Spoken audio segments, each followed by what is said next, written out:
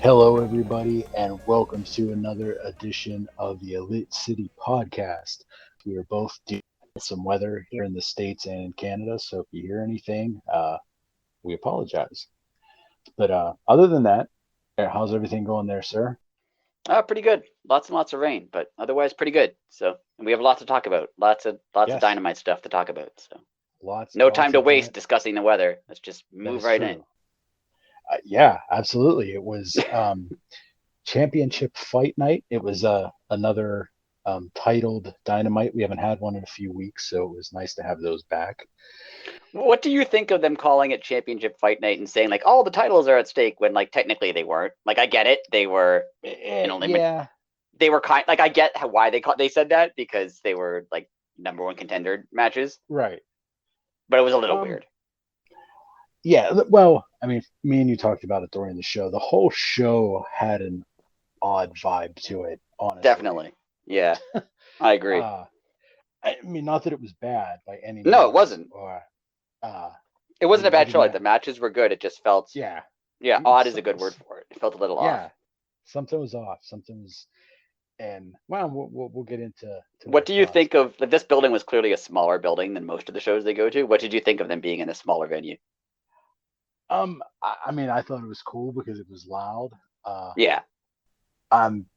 You know, it didn't bug me at all. I saw some people were like complaining about it. Like, I mean, I understand it is cooler to see like a big, huge arena, but I don't know. It didn't bug me at all. I don't care. Yeah, no, the crowd was good. The crowd was really loud. It felt a little weird at first just because you're used to seeing them in much bigger buildings, but like that weirdness wore off. But yeah. But the very first match of the night was the World Championship Eliminator, MJF versus Takeshita, and I mean, it was one for the ages. It was a really good match. Yeah. Great back and forth. MJF with pulling the ref in and getting the ref involved, that was just genius. It was just, I like the way it started. I know they said it on commentary a bunch, but it's true that like because of MJF's the way he acts, you forget that he's actually a really good wrestler, and he is a really good wrestler. Like ring wise, character, like not just like technical ability, but like in the ring, he's like he does a good job. Yes. Like stuff like pulling the ref in, like he's good at wrestling. Like he gets you interested in it, which I forget about sometimes because he doesn't wrestle very often. Yeah, it's that like double-edged sword. Like, oh, would you really like to see him more? Because I mean, him not being around is that's even part of the character, right? So I don't know. I mean, I like that I don't see him all the time, but I don't know if he would ever transition into a babyface, how that would go. Like, yeah, I would like to see it as part of an angle where, like, he's always making people go through like challenges to get to him. Yeah, I would like there to be an angle one day where someone's just like, no, you have to wrestle a bunch of you have to show that you're a fighting champion for whatever reason, and he has to go do like 6 consecutive matches every week or something. Like that would be awesome, yeah. That would be interesting. I saw on I think it was the AEW Twitter, like this week, or it either happened or it's going to happen by maybe even tomorrow night on Rampage, that it's like almost 100 days for MJF being champion already. It was like day 95. He's going to hit. That's weird. Week. That feels weird. Like it doesn't feel like it's been that long. Yeah. He feels like he's still like a very new champion. Yeah. No, it was like you're thinking about it like, wow, that's like it was 3 months ago. It's over that now, Yeah. Wow. Anyways. What did you think of? I mean, Takeshita selling the arm was absolutely incredible. Yes. Now, I'm you're on the same page as me, guaranteed. But how do you think him trying to like lift MJF up over and failing because his arm was quote unquote hurt? How Right. do you think that transpired to some people? It was a little. I could see. I didn't mind it at all, but I could Same here. see. I could see people thinking like, "Stop trying to do that if your arm is sore," right? Like, Right. and I know that, and it would actually would have been kind of good. I don't comment. The commentary is pretty good, like AEW commentary. I like their commentary, but I do too. they think they would have. It would have been good if they mentioned like, oh, a lot of Takeshita's offense is suplexes and things like that. So like he's used to Yeah. wrestling where he lifts people. So of course he's going to try to do that even though he might be injured because that's how he wrestles. Like that's how he's used to Right. wrestling. He'd have to adopt like a very different style to deal with the injured arm if he wasn't going to be lifting people. So I didn't mind it. I thought it was fine. Same here. But I could see a younger crowd being like, "Oh, that was dumb," because, like you said, like try something else. Right. Yeah. I um, but I thought it was awesome, and the frog splash to That Eddie was was great. incredible. Yeah. That was Yeah. so cool. Um, And he hurt his arm on the frog splash, didn't he? Isn't that where he hurt it, or did he hurt it earlier and aggravated on the? I forget now. he heard it, or MJF heard it at some point, and then he did the frog splash, and then he sold it after Right. that too. Okay. And, Which I know it wasn't on purpose, but I feel like that was a bit of a callback to I don't know if you remember Eddie's when he debuted in WWE and he hurt yeah, himself in like his first frog splash. I don't think that yep, was on purpose. I think that was just the frog splash you land on your arms. So he was right. selling it, but it reminded me of that. I forgot about that. Pittsburgh, Yeah. that's incredible. Um, but let's talk about this crowd. Um, like you said, it was a smaller place, but they they didn't matter to them. These Yeah. people were loud. I, They I I was confused at the beginning because I forgot that it's like a very Spanish speaking region. So yes, the first couple chants, I was like, what are they saying? I was very confused, and then I was like, oh, okay, yeah, I get it now. It's in Spanish. That's why I don't know what they're saying. I get it. Okay, that makes sense. I was very confused at the beginning, like trying to figure out what they were saying. Like I can't understand it. it it's.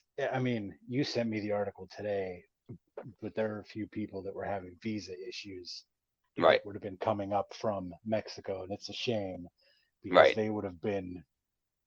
They seriously might have blew the roof off of that place. Yeah, like there was no Bandito, there was no Lucha Bros. Right. I It mean, was a little, it was unfortunate. Yeah.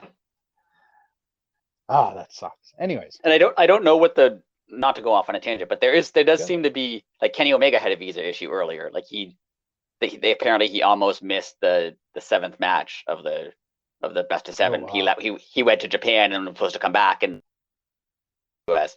So I don't know what's going on with, and it's not just an AEW thing. Apparently there's been some WWE wrestlers as well Yeah, who that's like had trouble getting visas. I don't know if there's like a new, maybe they weren't paying as much attention to it earlier and now they are or something. I don't know. interesting.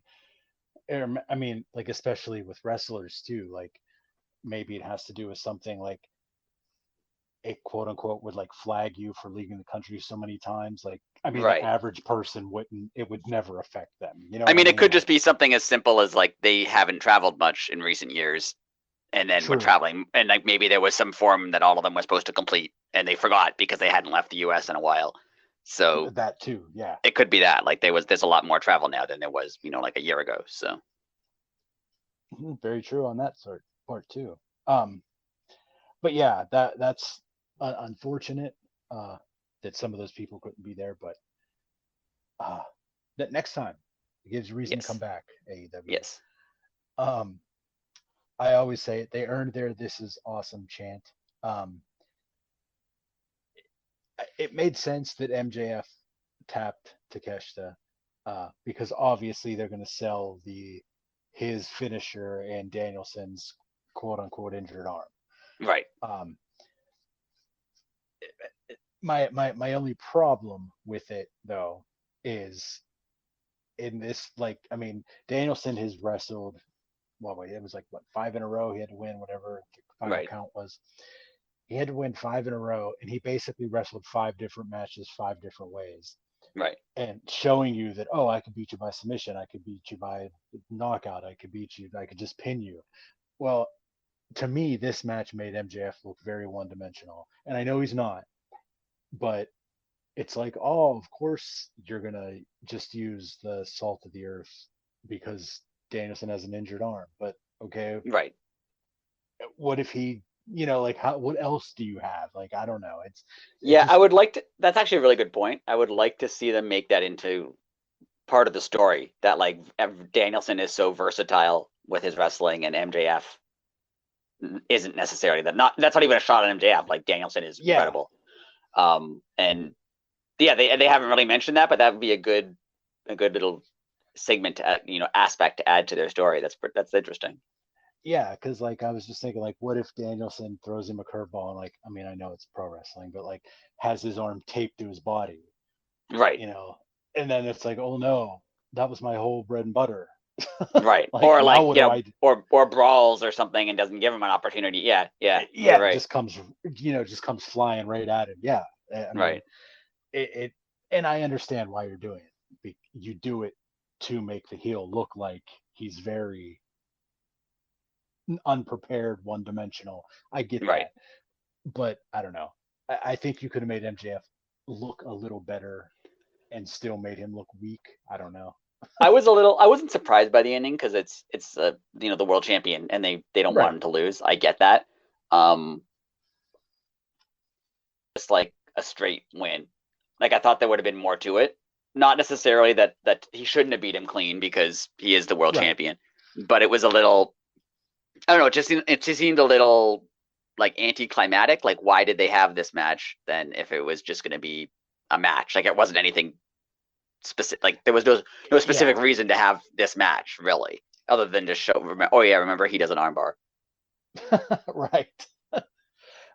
I agree with that. Like, if you just wanted to, like I said, it didn't make Takeshita look bad, No, but if you just wanted to throw someone to the wolves, it could have literally been anybody else.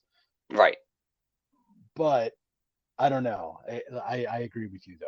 Like, I guess maybe it was like Takeshita, someone who MJF didn't want to face, so it kind of played into the he's being pinned into a corner, so he's gonna lash out true. because. But it was a little I don't know. And what do you think of? Again, this I don't think this made Takeshita look bad, but what do you Same think of here. Takeshita? Basically, other than Brian Cage, he loses a lot. Like, is that? Yeah. I get that the point is like he's wrestling guys like Moxley and Danielson and MJF, like they're the top level of it of AEW. So having him even come anywhere close to them is impressive. But Yeah. doesn't he have to win some matches sometimes? I I totally, yeah, 100%. I I don't want to say like he's painted into a corner. Because I mean, he kind of has like the Danhausen effect. Like, people just like him. Right. So I mean, you don't take him off TV because people do enjoy him, but I almost think you have to, I don't know, put him. It would be cool to see, like have him and Hook make a run or something. Like, not at something, but something that's not for anything, Right. but still important. I don't know. Yeah, I would like to see him win like a bunch of matches against, you know, not even mid card guys, like slightly above mid card guys. Yeah, And yeah, not and for just anything. Like I don't want him necessarily say he has to win a title or anything, but right. just Yeah, have him do something. Because like it now would be he cool. does kind of seem just like Danielson's buddy, Yeah, right? Like it's not bad. I'm not saying I don't think it's hurting him necessarily, but I think they could be, I don't know, making him look a little more individual, like more different than everybody. I don't know. I'm not sure what it is yeah. exactly, but This literally just popped in my head as you were saying that. How would you feel about him winning the Owen this year? yeah, I think that would be great. I would I like think that that'd be awesome too. Yeah, because that's a thing. Like not to knock it. Like it's not. It's a award. Obviously, it's a tournament, right. but it's not a title, like a championship. Like you get a belt, but you don't Yeah, defend the belt, right? So Yeah, it would be it's it more would of be like a something. contest. Yeah, it Like, would be something to give him yeah, like a reward, like a that he could. It would make him stand out a bit more, but he doesn't have to like defend that yeah, regularly or like. Yeah, yeah, that would be a and good idea. yeah, I like that. I hope that's the route that they go for um the men's Owen, because Yeah, that would be, like you said, like it's like, well, quote unquote, winning a tournament. Like he will forever be that, like, because you don't defend it, you know. right. It's just you win it, and it's the prestige, and you're giving it out of respect. Like, yeah, oh, that'd be awesome, because Yeah, he'd that'd be a good appreciate it idea. too. Yeah. Oh man, he's so awesome. Anyways, great match. They, I mean, I say it all the time, no pun intended, but they set the bar for the evening. So did he like he cut him? I'm assuming he cut himself, but he like that was a lot of blood for It was, yes, a it blade was. job. Like, Yeah. It, yeah, I don't know if he went back, like he didn't feel that he got it, and then maybe went back a second time, and right, maybe there were two, or he went a little deeper. Ugh, it just right. makes my skin crawl. Yeah, I know it's a razor, and like, I mean, I've I shave my head every day. I've cut myself with, like, a razor that way. It's like you don't right. feel it, but the fact that you'd be doing it willingly to yourself. Yeah, it's a little. It makes me a little squeamish all the time. Like every time it Yeah, happens, and I yeah. understand. Like I do understand, but there's a part of me that thinks like it's a TV show. Like I know people are really against fake blood in wrestling. Hmm. Like I understand that because Yeah, I get that it doesn't always look good. So I get that that's part of the right. reason they don't do it. But there is a part of me that's always just like you could. Everyone knows you're cutting yourself. You could just use fake blood too. Like no, like people would stop caring. Really, like I don't know. Yeah, it's that. I know like traditional like hardcore fans are gonna get very upset with that, but I don't know. Well, it's like, it's what I always say. Like, my biggest gripe in life back in the day with those Japanese death matches, like, they would wrap a human being in barbed wire and like smash him in the face with a chair, and then like fake punch him. Right. Right. Like, it's like, oh, okay, that was too much. Yeah, And like yeah, you can gimmick the punches, but why can't you gimmick the chair? Right? right, Like, right, yeah. yeah. Like, I mean, you wrapped a human being in barbed wire, and then just beat him. Right. Which, I mean, that you'd go to prison for that in any circumstance other Right. than pro wrestling. And then, but like, yeah, you gimmick punch him, Yeah, and it's odd that there's such like yeah, such like performative aspects of some of and some of it is just like, no, this is the only way we could do it. Like, yeah.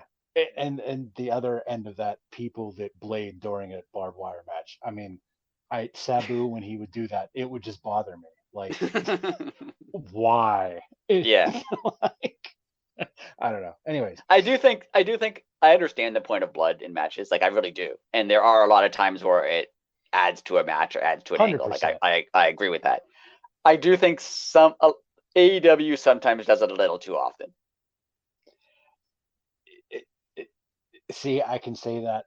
I can agree with you now, but ask me in the moment, and I'll be like, no, there needs to be more. Right.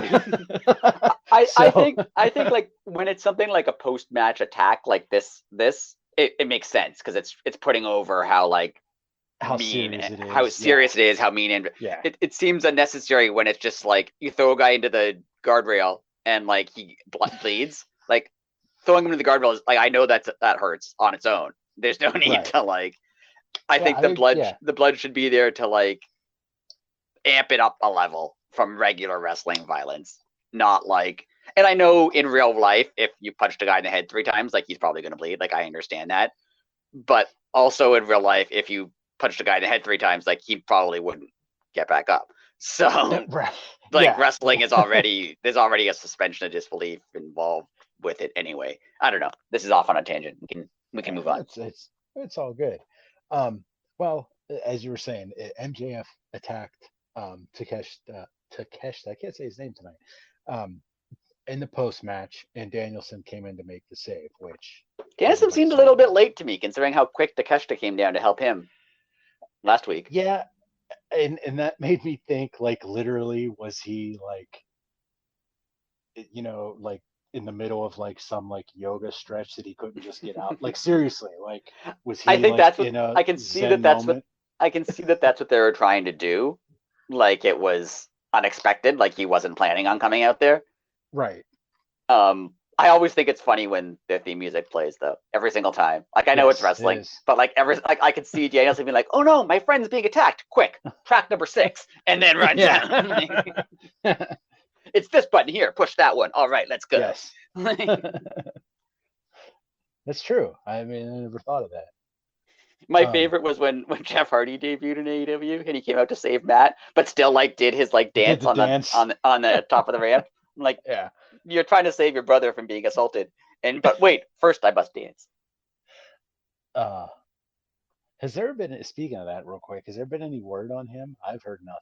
No, nothing. I think they delayed his trial a bunch of times, and I don't know what's happening. Uh, okay. Moving on. um, well, I mean, this obviously set up things that are going to happen later in the evening. Um, I do like the way that they wove MJF through pretty much the entire show. Um, Yeah, I've realized I noticed the last couple Dynamites they've had more of like a story running through the episode, which I yeah, like. yeah. I like that. So in like I made the note here, which is weird that I didn't realize that I even wrote it. Like I wrote that the ending was weird, not realizing that they were going to explain more throughout the night.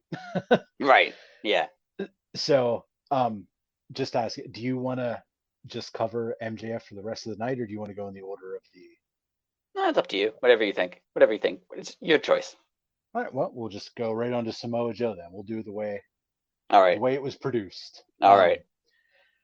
So at the end, um, Takeshita's in the ring, and they cut to Samoa Joe, and he he's back to the King of Television, which is amazing. Yes.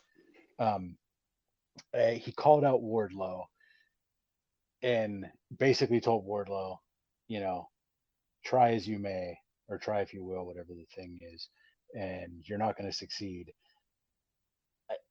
Do you? How do you see this going? I think I have a theory. Wardlow kind of has to win because he's already cut his hair and like beat him pretty bad. Like attacked him backstage. Like if Samoa Joe wins, that kind of makes Wardlow look like a bit of a loser. Um, but it's also it seems weird that they went like Wardlow has the title, Darby Allin's the title. Now Samoa Joe has it, and then back to Wardlow. Like it seems like an unnecessary little path for that title to follow. But I think Wardlow is going to win. See, so do I. But I again, you said everything that I was going to say. Like, it doesn't make any sense for him to have it right now. Right. Yeah, it really doesn't. And his reign with it wasn't great. Like And Darby Allin and Samoa, not even his fault, but like his reign with it wasn't great. And both Darby Allin and Samoa Joe have had more. They've been more interesting with the title than he was. yeah, it's I don't know. Like I don't know. I'm not. I mean, AEW has a way of making you interested in things at the drop of a hat, and just like Right. I'm lukewarm on it. I'm not going to hate it. I mean, I don't dislike Wardlow. I love the way he works, and it'll be a good match. But it was just like I want to see somebody new. It seems like the TNT title goes in phases around like groups of people. Do you notice that? I just Yes, realized I that. agree. Like, Yeah, it went through the whole like it was Sammy and Cody for a while, then it was Sammy right. and Scorpio Sky, and like yeah, it does that. Yeah. Yeah. And it's like, just let it be everybody. Like, Right. like the TNT title doesn't really even need heel and babyface fighting for it. Like, just literally make it like the open title Right. It should just be the title that gets defended a lot on against. yeah. Yeah. Yeah. Yeah, like they should have like I don't know, make a stipulation like minimum has to be defended 3 times a month Right. on Yeah. TV. So I mean that doesn't have to be 3 Dynamites, like you could do, but at least 3 times a month. That would be Yeah. sufficient, I think. I agree. If I was booking things, I would somehow get Hobbs back involved because I thought that was a cool 100%. dynamic. I would like that. I don't and it's better than him now having a book. Like I don't like the book thing. So I just don't understand the well, I Book don't of think we've Hobbs. talked about the book thing on here, which like I liked the idea of him like having like a theoretical book of Hobbes where he keeps Yes. track of like all the injustice that happened. But like the fact that it's now like a published like bound book is weird. unless it's like his diary with like where he scrawled everything down in writing. But like if it's like supposed to be like a printed book, that's why do you have a printed book? Like it's Yeah. weird. It's like, I mean, I got all the metaphors, like you're just another chapter in the Book of Hobbes, blah blah blah. Right. Like and it's just the book, like you said. Like The it fact that was it's so like a much better physical as a book, yeah, yeah, it's weird. it's so much better as a metaphor Right. than a Or even if it physical. turned out like it was like something he'd written, right? Like if he had a notebook that he called the Book of Hobbes, that he had been like writing stuff Yes. down, fine. That would Yeah. make more sense. But why is it like it has like it's like a hardcover novel? Like it's a little Yeah. it's weird. Yeah. That was always. Oh, so you never. Did you ever see Truth Martini? No.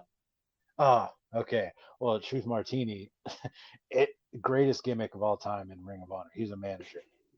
Well, he had the Book of Truth, Right. and it was a giant, like it had to be like some sort of textbook. And then he got like a real like one of those paper covers that like fit over the hardcover, Right. and it like had his picture on it, like he wrote the book, and it was like obviously it was done poorly on purpose. Right. And I remember he was on a podcast one time, and everyone was like asking about the book. He was like, "Oh, that was the dumbest decision I ever made." He was like, "Do you know how often I have to like get that pulled out of my bag Right. at like the airport, and then people see this big stupid picture of me holding like another copy of the same book on the cover. I think I'm just like this self-imposed narcissist." I was like, oh, that would just be incredible. Anyways, that's what the Book of Hobbes reminds me of, Yeah, except like on a smaller level. it reminds me of something that like Jericho or someone would do as like a funny, like it's supposed to be kind of like he would have Yeah. read it seriously, but everyone else thinks it's ridiculous. But Yes. like the fact that it's not supposed to be funny, like it's supposed to be very serious, is weird. It's very. But anyway, I would like to see Hobbs Anyways, back yes. involved. I would like to see wherever Miro may be. I would like to see him back involved. Like, yeah, involve everybody. Involve like anybody who's not currently in a storyline. Give them a TNT title match. They could lose. It's fine, right? Yeah. And I like mean, move on. Yeah, it's weird that it revolves around. I never thought of that, but it does. Like they pick like yeah. 3 or 4 guys, and that's who the TNT title thing is for right now. Yeah. Yeah. And it'll be like almost like a season. Like they'll get it for like spring. It'll be Right. like the same 3 people. Right. Oh, I never that. Yeah, that's weird. Um, yeah. Anyways, before we move on, do you think that this will be um do you think this will last until Revolution? Yeah, that's what a couple like 4 weeks away. Yeah, that'll Yeah. probably last. Okay. Unless the Ring of Honor pay-per-views after that, right? Yeah, it's Yeah, April, I it's think, at the end. or the end of March. Yeah. So yeah, End of it'll they'll March. they'll do this first, and then that'll last to I don't then some. I think my thoughts is Samoa Joe will lose the title back to Wardlow, and then go to Ring of Honor basically, and Wardlow will be TNT Now, champion again. if they did that, I'd be okay with that. Right. Um, I feel like him and Claudio are two guys who were signed for Ring of Honor. I know Ring of Honor doesn't have a TV deal, but they were signed for that, and they'll like right, I'm not saying they won't ever be on AEW anymore, but they'll kind of be like the veterans of Ring of Honor, and then the rest of it right. will be younger guys or guys with less TV experience, and they'll kind of help them out. Well, you sent me an article this past week. I mean, it's not been confirmed by any means, but a lot of the talent believes that they're going to start taping Ring of Honor TV here real soon. Right. Yeah, they're supposed to So tape. Supposed to at the end of February, I think it is. It's supposed to tape like a month of a month shows, of basically, TVs. Okay, to build up to the pay-per-view. So that'll be interesting. that'd be great. The only thing, I mean, I know it's like their quote unquote second brand, but if they're going to tape like a month of TV at a time, it's unfortunately it's going to get leaked. Right. Yeah. That's the only thing that's like staying off the internet. Like you could stay off for like a day, like staying off for Rampage between Right. Wednesday Like and Wednesday Friday and is easy. Friday. Yeah. Yeah. But yeah, like knowing that there's literally a month build going into a pay-per-view and it's all going Right. to be taped. Yeah. Ah, anyways, first world problems too, by the way. That's not Yes. like a real life problem. Right. That was me just complaining.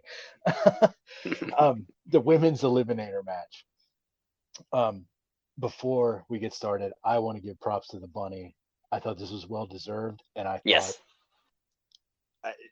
well, they both. Jamie Hayter did a hell of a job too, but the bunny knocked it out of the park. Right. Uh, Grade A match. And it was a Bunny women's versus match Jamie before Hayter. 9 p.m. Yeah, it was a whole hour early. Right. It was 8:20. That's right. Tony Khan just got confused. Like they were in a different time zone. He thought it was Yeah. 9:20. It's like, oh no. He's like, I oh, forgot no. it's in Texas time. Yeah.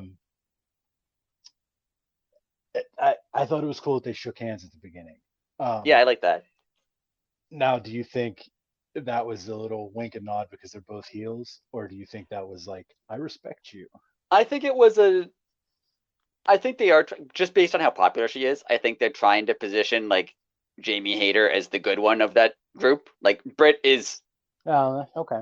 Britt is in this feud. Britt is probably going to be a face along with the rest of them against Tony Storm and Saraya. But I think they do want to point out like, no, she's the better one. Like Britt's still Britt's nice now, but she's not like. But Jamie Hayter is actually a good person. Like I think they're trying to remind you of that a little bit, just because Jamie Hayter is she the most over person in the company? Well, second to Danhausen probably, but yeah, like the cheer, the pop that she gets, him. like, and the cheers that she gets. Like I can't think of anyone else who gets cheers like that on a consistent basis, like on a week to week basis. That was a surprise. Like I didn't expect. Not that she's not good, but right. She was not positioned, a year ago as like a main event wrestler, and just kind of forced them to accept her. Now, I'm glad you brought this up. I was going to say this last week, and then we ran out of time, and I never got to it. Because Tony Khan listens to the fans, and because Jamie Hayter and people like even like Fuego del Sol, I mean, basically got himself hired from the voice of the fans. I mean, right. Wonderful. Do you think if Danielson was before the whole yes movement, if he was frustrated there in WWE and AEW existed, do you think he would have given him as many chances as he did to listen to the fans, or if he would have been like, you're not going to listen, I'm going to walk out the door?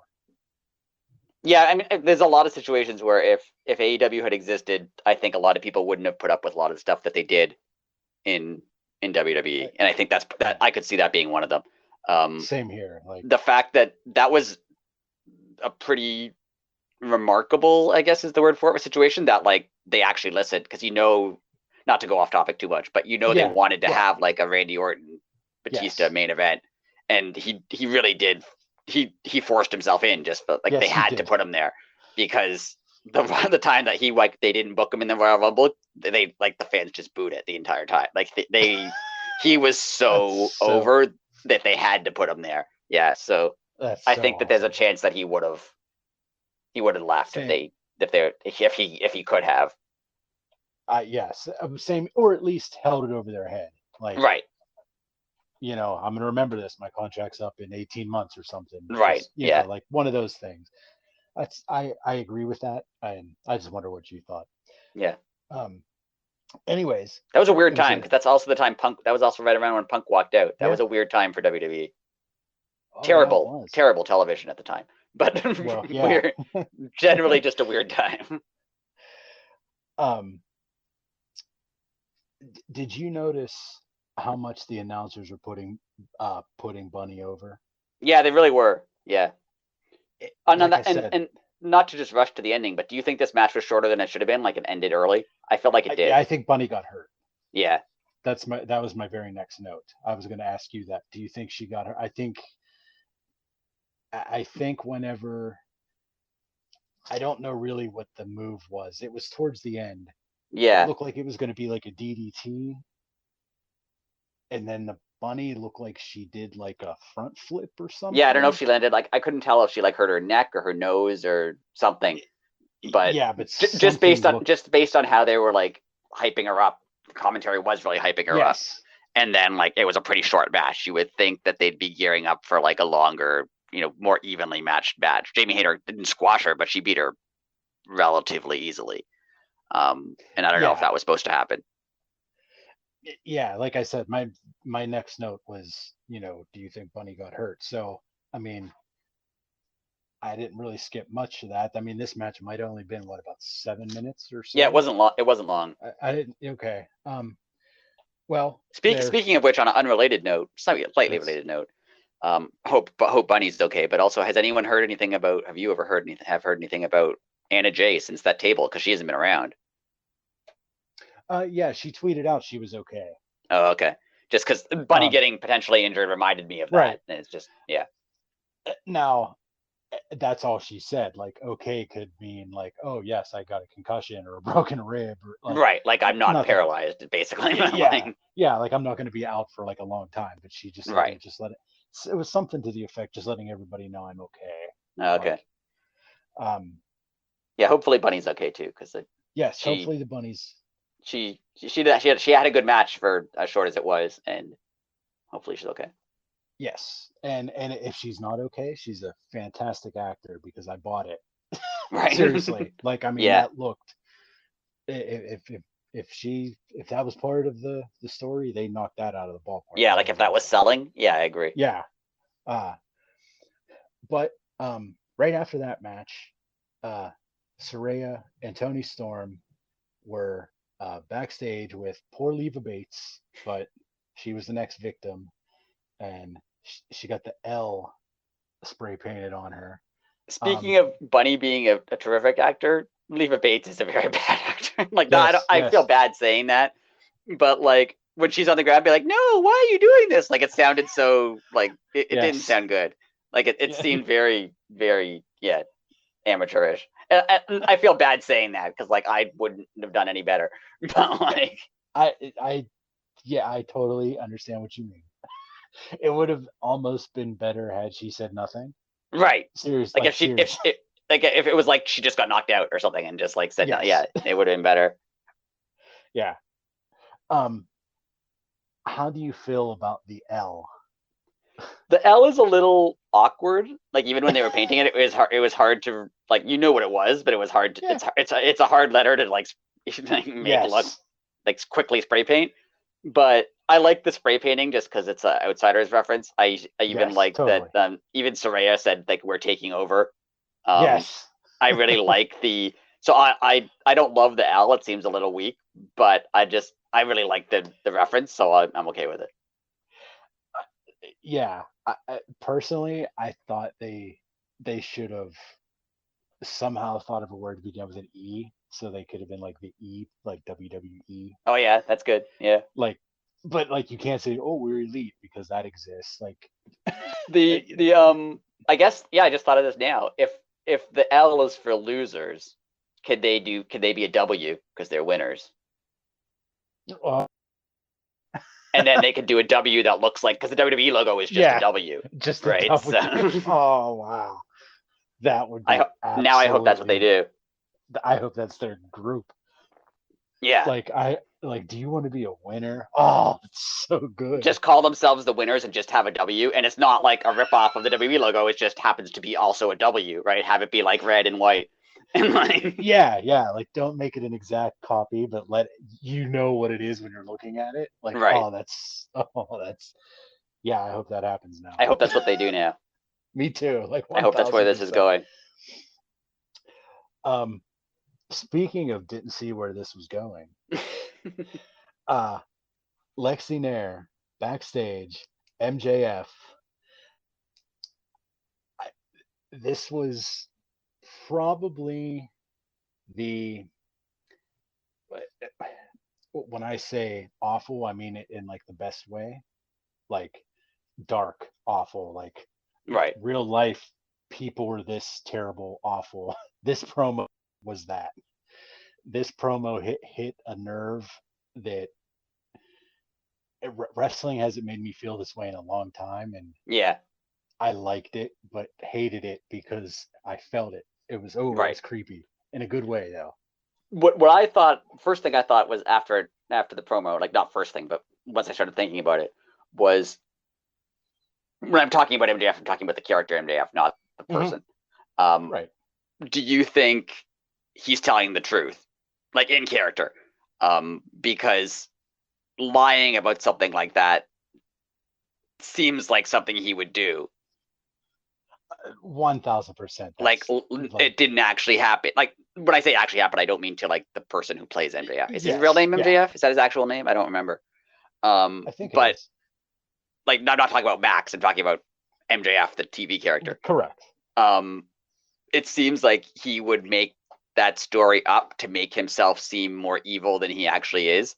My theory on MJF is that he's like, when he talks about like, you know, high school football or college football or whatever he talks about playing, high school football, I Right. think it is. When he talks Yeah. about being, you know, cool, and I think none of that's real. I think Oh yeah, definitely. It's all. I think the character of MJF was like a loser growing up, and his only thing was wrestling. Like he really liked wrestling. He's talked about that. Right. And these are all his ways of making you think that he's bigger and tougher and meaner and scarier than he actually is. Right. 2000% agree with you. And what I was thinking is after he said that, you can't really ever turn the character face if that's part of his history. Like how can you say like, oh, cheer for this Well, guy? that's Cheer for this guy. He put his knocked out girlfriend into the front seat of, yeah. of a car so that he wouldn't get charged. Like Right. so like you can't really make that guy face. But I think the way you could do it is if it turns out it's not true and he just says like, oh, I just said all that stuff to like because I felt bad about myself and I wanted to seem tougher and meaner than I actually am. Then you could get some sympathy for him if you wanted to. It's good. It was just like when he cried to Punk and said that Right. he was bullied and they called him names and blah blah blah blah blah. Same situation. Yeah. It And reminds me a bit of the Joker from like the Dark Knight movie where okay. when he talks about the scars on his face, Oh, it's the story's different every it's time. a different story every time. It Yeah. reminds MJF reminds me of that. Like he just says whatever story he thinks makes him seem better at the time, or that gets him what he wants at the time. And I don't know if any of it's true. Well, see that there's the perfect way, and I just thought of this right now. How sick would it be if he's playing that card and like you have Danielson in the ring and being like, Max, like like that's some borderline like psychotic stuff. I don't know if I want to get in the ring with you. Right. Oh wait, what was that girl's name again? And then he like there's oh, I called her yesterday and turns out none of that was true. Right. Yeah. Yeah. Like, and then like have her come to the ring and then like he could be like, oh yeah, that story was Max's dad was driving because he wasn't allowed to have the car and Or like something. Yeah. That makes him look like a yeah loser. Yeah. yeah or yeah he was just giving me a ride home because he was doing my homework like Right. Yeah. Or he was dropping me off at my boyfriend's house. I didn't even like him. Like we weren't even together. Yeah. oh that needs to happen now Yeah. because then that would automatically like you said it would get them out of the woods for him being that awful of a human being if they ever needed him Right. to be a good guy. And it makes MJF look bad and Danielson look good without anything happening. Like Right. no altercation, nobody has to get hurt. Right. That's a great point. Like I hope they do that. It's a MJF is a character that I wish he seems like I like the idea of the character that like he's a guy who grew up really liking wrestling and was according to him was bullied Mm-hmm. and was treated badly but like cared about football and cared about wrestling and like that's how he got through his days, basically. Yeah. But he doesn't act like that. He acts like he's a tough, big shot, guy who is better than everyone, and does that like defensively to like protect himself from actually being himself. I wish they would explore that more. I wish he would have less of the make fun of your mom, make fun of your sports team jokes, and more of like him creating this image to like make himself feel better about himself. Oh, see, but that's gonna be the ultimate baby face turn, though. Yeah. When he hits that realization, like everybody already, I mean, everybody, he gets cheered. It's about 60-40, Yeah. but like you always point out, though, he'll like, I don't know, I'm just gonna use Pittsburgh or Toronto for example. Like he realizes, okay, I got to make fun of either the Steelers or the Leafs now because too many Right. people are cheering. Like Right. he knows when to put it in there, though, like because he wants to end as a heel, like Which at the promo. would even works with his character, as like he said before, like everybody hates me, but I don't even like myself, so that's fine.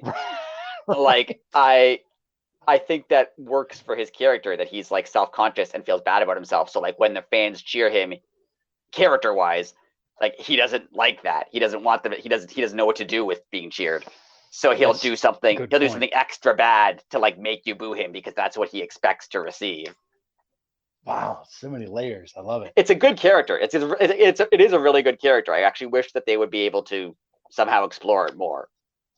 Because on the surface, Yeah. it seems like a very generic heel. He comes out and makes fun of your sports team and whatever. But Right. like, it actually is a pretty deep character, and I wish they would be able to explore that a bit more. Oh, that's. I also He's kind of so wish. good. I also kind of wish that they would make it known that Danielson doesn't believe him. Yeah. Like when he's talking, like maybe next week, like when he's talking about like, oh yeah, I left her in the front seat of the car, and I can see Danielson being like, I don't think that actually happened. I think you're making that up. Even if they don't carry it out longer with like, I found the person. Like even if they just said like, I don't think you actually did that. I think you're a liar, and I don't trust anything you've ever said. So you don't need to keep saying stuff because I'm not going to believe any of it. I'm okay with that too. Either way, like I would like that. I hope that that's where they go with this. That like Danielson doesn't care. Danielson's like, I don't care about that. Like that doesn't affect me. I just want to wrestle you. Yeah. Yeah. Hey, that works too. But I will say it could go somewhere. Like this could definitely go somewhere. This wasn't just a shock value promo for the sake of shock value. I hope it's going somewhere. Well, the second half of this promo, when he kicked into just crazy person screaming at the camera and right, beat red face, that was I think the creepiest thing he's ever done, in like the best way. Yeah, because that was, oh, I'm going to tell you the story, blah blah blah blah blah, I'm going to make you feel bad for me a little bit, and then it was just like, well, that's over now because I'm talking about this. Like it was right. like that didn't even matter. Oh, it was so evil and good. What I also actually really like about it is he's like losing it because he feels like he's being attacked, like he's backed into a corner and he wants to fight his way out of it. But like this isn't even really backed into, like they're just making him wrestle a match. Like he's not like yes, really, it's not like he's like in like a a 5-on-1 handicap match where like if you lose you're fired, right? It's just like just a wrestling, it's an Iron Man match, but it's just a wrestling match. So like I like that because even like a small bit of adversity, like he can't handle it. Like it's too much for him. It's gonna be so good. Now, just for sake of argument, who wins the match? I think he does. I think I would actually really love Danielson to be AEW World Champion because it would be just cool. I think he's great, and I think just he would be one of the guys who would like when they made Jericho the first champion, it was to make the title mean something because it was a new title. I think having like when we were talking about Sting a couple weeks ago, having him in like the lineage of your championship, I think would be really good. But I don't think so because MJF just won. So I can't see him losing right away.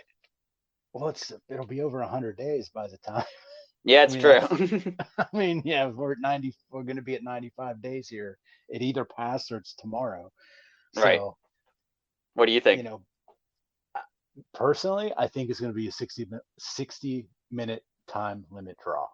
All right, I could see No, I that. think nobody's going to win, and I Yeah. think that's going to be the curveball Right. because then MJF's automatically going to say, "Nope, over, done. I did what Right. you had to say." And then then you'll have Danielson like having to scramble for either trying to get another title shot, or they move on to somebody else for the time being, or maybe they have Danielson, I don't know, pull the star card and be like, oh, actually, I can have the title shot anytime. I made sure that was Right. in my contract. I learned Right. my lesson, like something. But I think that they'll play it that way. It'll be a draw, and then he'll be like, "No, you only asked for one match. That's Yeah, I it, could see done." that. And then it'll take a couple weeks to get back to Now I where they mentioned were. this. I mentioned this online on our Twitter and Mastodon accounts. We should take a moment to appreciate how weird it is that Bryan Danielson is competing for the AEW title Yes. and Cody is currently competing for the WWE title. Like it's if someone had told me that like 2 years ago, they're like, oh yeah, Cody's going to be main eventing WrestleMania for the WWE title and Danielson's going to be up for the AEW title, I'd be like, what are you talking about? You've mixed up these companies, but it's happening. Now, can we please just say again? I don't follow WWE. I'm gonna send a message to you, Cody. I know you don't listen, but go heel already. Even the WWE fans don't want you in the main event fight. I mean, right now, like he's doing a good job as a face, but I do feel like he's gonna. There's a shelf life on the super face gimmick. I Well, would say. because right now everybody wants Sami Zayn. I think as long as they keep him completely away from Sami Zayn, the fans Well, won't that's turn true on him. too. But if there's That's any true. interaction, any time where they interact with each other, he's gonna get booed. So if they're smart, they will keep them like on separate shows where like they don't Well, interact with that's one another at all. And maybe that'll save him. let's hope Because he is because over. He's very much more over in WWE than he was in AEW. it's The end he of AEW, I works. mean, like he was over at the beginning of AEW, Yeah. but Well, Cody. I mean, yes, Cody is a professional wrestler, but Cody is also a WWE like. He was obviously trained as an old school pro wrestler, and he has a amateur wrestling background.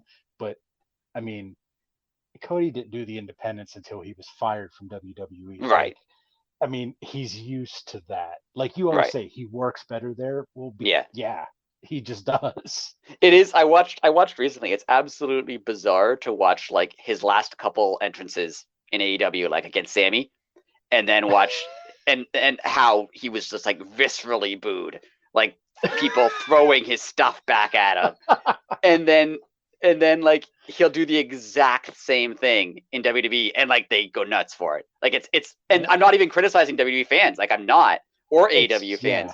It's yeah. just such a bizarre thing. Like he's the exact same character. Nothing about him is different, but just the reactions he gets are so completely different. It's very interesting to watch happen. It is. It really is. And I'm happy for him in his WWE run because Yeah. I mean, first and foremost, let's don't forget Stardust was the most god awful thing that ever Right. existed on television. Yeah, like it must make him And feel good to know that he can go back to he's basically in what yes, he wants to do and yes, it's accepted. Like, yeah, that must make him feel good. and very few people get that. Yes. Especially like yes, he was fired, he didn't quit, but even if you get fired and you come back and you try to do something different, you're still probably going to be punished or just not able to do it, or it'll be like the light version of what you had envisioned. Right. Like they'll water it down somehow. They'll change your name or Yeah, they'll change your gimmick or yeah, like yeah. Yeah, like they'll give you a different yeah, entrance theme or whatever than you wanted. Yeah. Yeah, But him no, being, like you he's said, him being the exact thing is, he yeah, basically walked out of AEW and walked into WWE the exact same character, and they let him do it. So that's pretty cool. it is very cool. And it's unfortunate for like anybody young trying to get in there because that's not going to happen for you. Right. Not to stay on this topic for too long. I wonder how Yeah. much of that is because he came from AEW and he's like a big name to leave AEW. And there's always a part of me that thinks they want to treat him as well as they possibly can so that people, like Ricky Starks, Oh, who's that's his friend. I'm not saying Ricky Starks wants to leave AEW. I'm not saying that at all. right. But so that Ricky Starks or anyone else from AEW sees, oh yeah, Cody left, and look how well they treat, like, all the stories about how bad. Maybe they don't do that anymore. Maybe they're nice. Maybe they're good now. Maybe they'll treat me well. And they treating Cody well is good for their reputation Yeah. amongst wrestlers. Because if Cody came from AEW and was like being humiliated on a weekly basis, then why would you leave AEW to go to WWE? Because if Cody can get treated that badly, so can you. Right. Whereas if Cody's treated well, you might think, oh, I'm a star too. Maybe they'll let me show up with my exact same gimmick and my exact same name and be myself. They may not, but it does help them. And then there's the other side of that coin with the Good Brothers who gave up their contract and gave up New Japan to, they've been on TV like 3 times, I think. Right. Hey, more power to them. They get to do Yeah. less and get paid way more, but Yeah. I don't know. Yeah, but I agree with you that like Cody being the ambassador to WWE from AEW is, I don't know how much weight it'll hold because a lot of these guys and girls are from the indies and own their names. So Right. it like yes, they could sign Ricky Starks, but Ricky Starks isn't going to agree to be Rick City. Right. Yeah. Like he's going to be like, no, my brand is this. I created this, and I don't know. That is going to be the only thing. Like, I mean, they did let Cody do it. Like they let him be the American Nightmare and use his logo and like, but would they let anybody else? I don't know. I was just going to say, I doubt they would let anybody else because Cody, obviously, they know who his dad was. Right. Like, there's that legacy, which, again, not saying that's deserved of anything, but I don't know. I think there's also the fact, and I'll stop talking about this, but I Yeah, think there's also the fact that he basically got one up on WWE because they wouldn't let him be Cody Rhodes. So that's why he was right, just Cody. right. Then he got the trademarks to like Bash at the Beach and stuff. It was like, I'm gonna run a show called Bash at the Beach, and WWE was like, wait a second, we don't like that. You can have Cody Rhodes back. Just stop doing that, right? And then, so he did kind of get one up on them. So I think Vince kind of has a weird respect for stuff like that. Yeah. If I you can still, if you can get one up on him, he kind of like Lesnar walked out and became UFC champion, and I think Vince was kind of just like, oh, he just did whatever he wanted. I kind of like that. yeah, I think it worked I think that's working in Cody's favor as well. I still cannot comprehend how it is legal to own the rights to somebody's name. Right. I mean, I guess technically don't. his name is technically his name isn't Cody Rhodes, but yeah. But I mean, like, why? Like, if I'm sure there's a human being named Cody Rhodes out there. Right. Right. I Does agree. that mean if he wanted to make a shirt with his name on it and sell it, can WWE give him a cease and desist? Yeah, I know. mean, Kevin, I think we mentioned this, but Kevin Nash did talk about this. On his podcast, he was saying how he owns all his name is Kevin Nash, so he owns it. Right. And someone asked him like, so could John Cena release a shirt that says John Cena on it, and not a WWE shirt, like not have his "You Can't See Me" or just a shirt that says John Cena? And Kevin Nash is like, I don't see how he couldn't, because it's his name. Right.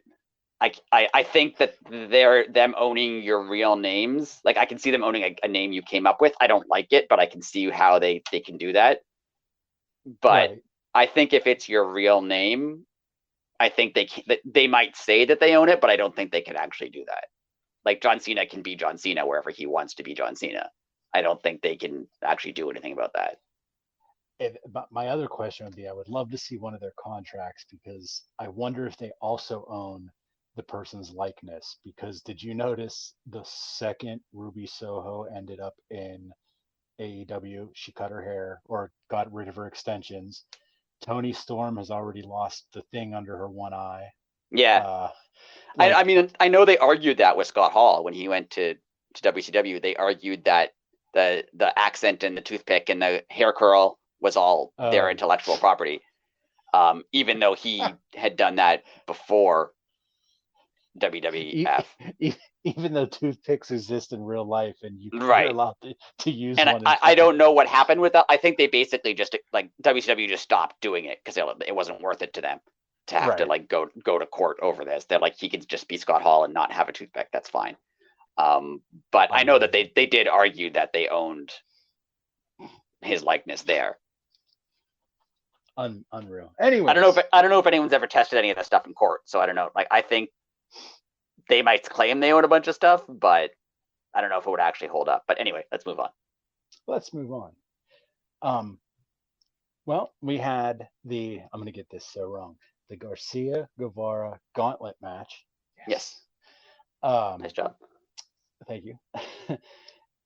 Which we finally found out the rules. It only took us a week to learn that Ricky Starks had to face. He started with Angelo Parker and then went to Matt. He faced like 2.0, but in it, like, it's singles match. Right. Then, like, this is the part I don't understand. It was either going to be Sammy Guevara or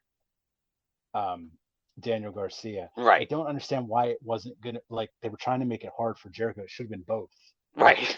They actually made it easier by eliminating one of they made up the rules for this. They could have made up the rules. Yes. They could have done whatever they wanted. So why would they? Yeah, why would they make it slightly easier? Oh, you have to face one of us, not both. Yeah, like, oh no, anything with that.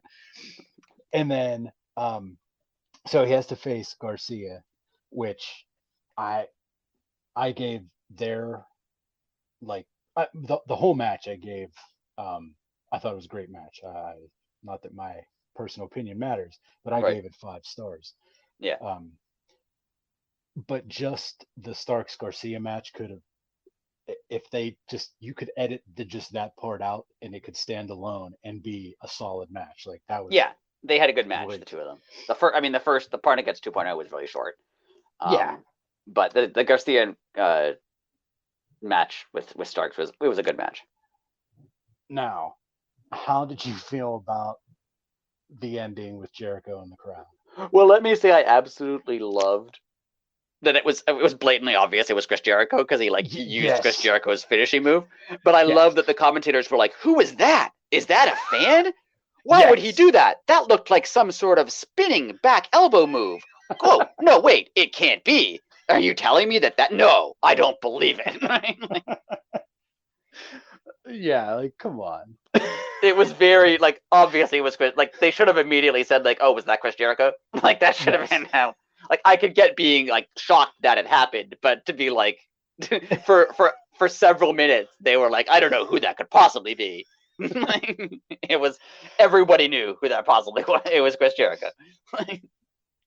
It was weird. I don't know. I don't know how I feel about anything involving Jericho anymore, because I mean, he does wrestle, young up and coming guys, and he does give them more spotlight than they would have otherwise, which is a good thing. He's willing to, like, not necessarily always lose, but he's willing to, like, look bad in these feuds with people. Right, like, he's not just squashing people, so, like, that's good. There's a part of me that still thinks that Jericho just finds whatever the hot thing is and wants a match with them, and selfishly wants a match with them, so that, oh, people want to see Ricky Starks, okay, I'm there too. People want to see Eddie Kingston, I'm also there, right? Like, he just puts himself into what's already a hot wrestler. And I'm very worried that this is going to lead to Jericho beating Ricky Starks. But I don't know. I'm a little worried about that. To me, this whole show was like just a setup show. Yeah, definitely. And that I think that's why the heels got over so Yeah, much. yeah, As we're gonna get to the end of the show here. Um, uh, so like in hindsight, we're gonna be like, oh, they planted the seeds at Championship Wednesday or Fight right, Night, whatever. You know, like right, we're gonna start to see things come to fruition. But like right now, there's a lot of unknowns and a right. lot of confusion, I guess. Uh, yeah, a lot of fans aren't too happy. Well, we'll get there with the way the show ended, but we'll get there. I liked it better. I have to say, I liked it better when Ricky Starks was like in feuds with, obviously with MJF was good. Like when Ricky Starks was like, 2 months ago before he got involved with Jericho, I thought he was Yeah, on a better. I thought he was in a better position than he is now. And that's weird to say because yes, wrestling in an angle with Chris Jericho is a good spot to be in, right. but I think he might have been in a better spot when he was like, the underdog up and coming guy, as opposed to like in a bunch of weird sports entertainment angles with Jericho. And that's not even knocking sports entertainment, because AEW is sports entertainment, like as much as it's Right, wrestling. Sports entertainment is sports entertainment. Like there's angles, there's storylines, so it's not right. like they're just wrestling. Angles and storylines are needed, but like Jericho, and I know it's part of his character, but his whole thing is kind of cheesy. And I don't know Yeah. if that necessarily works with everyone or not. I'm still willing to give it the benefit of the doubt, but I don't know. Like I don't know.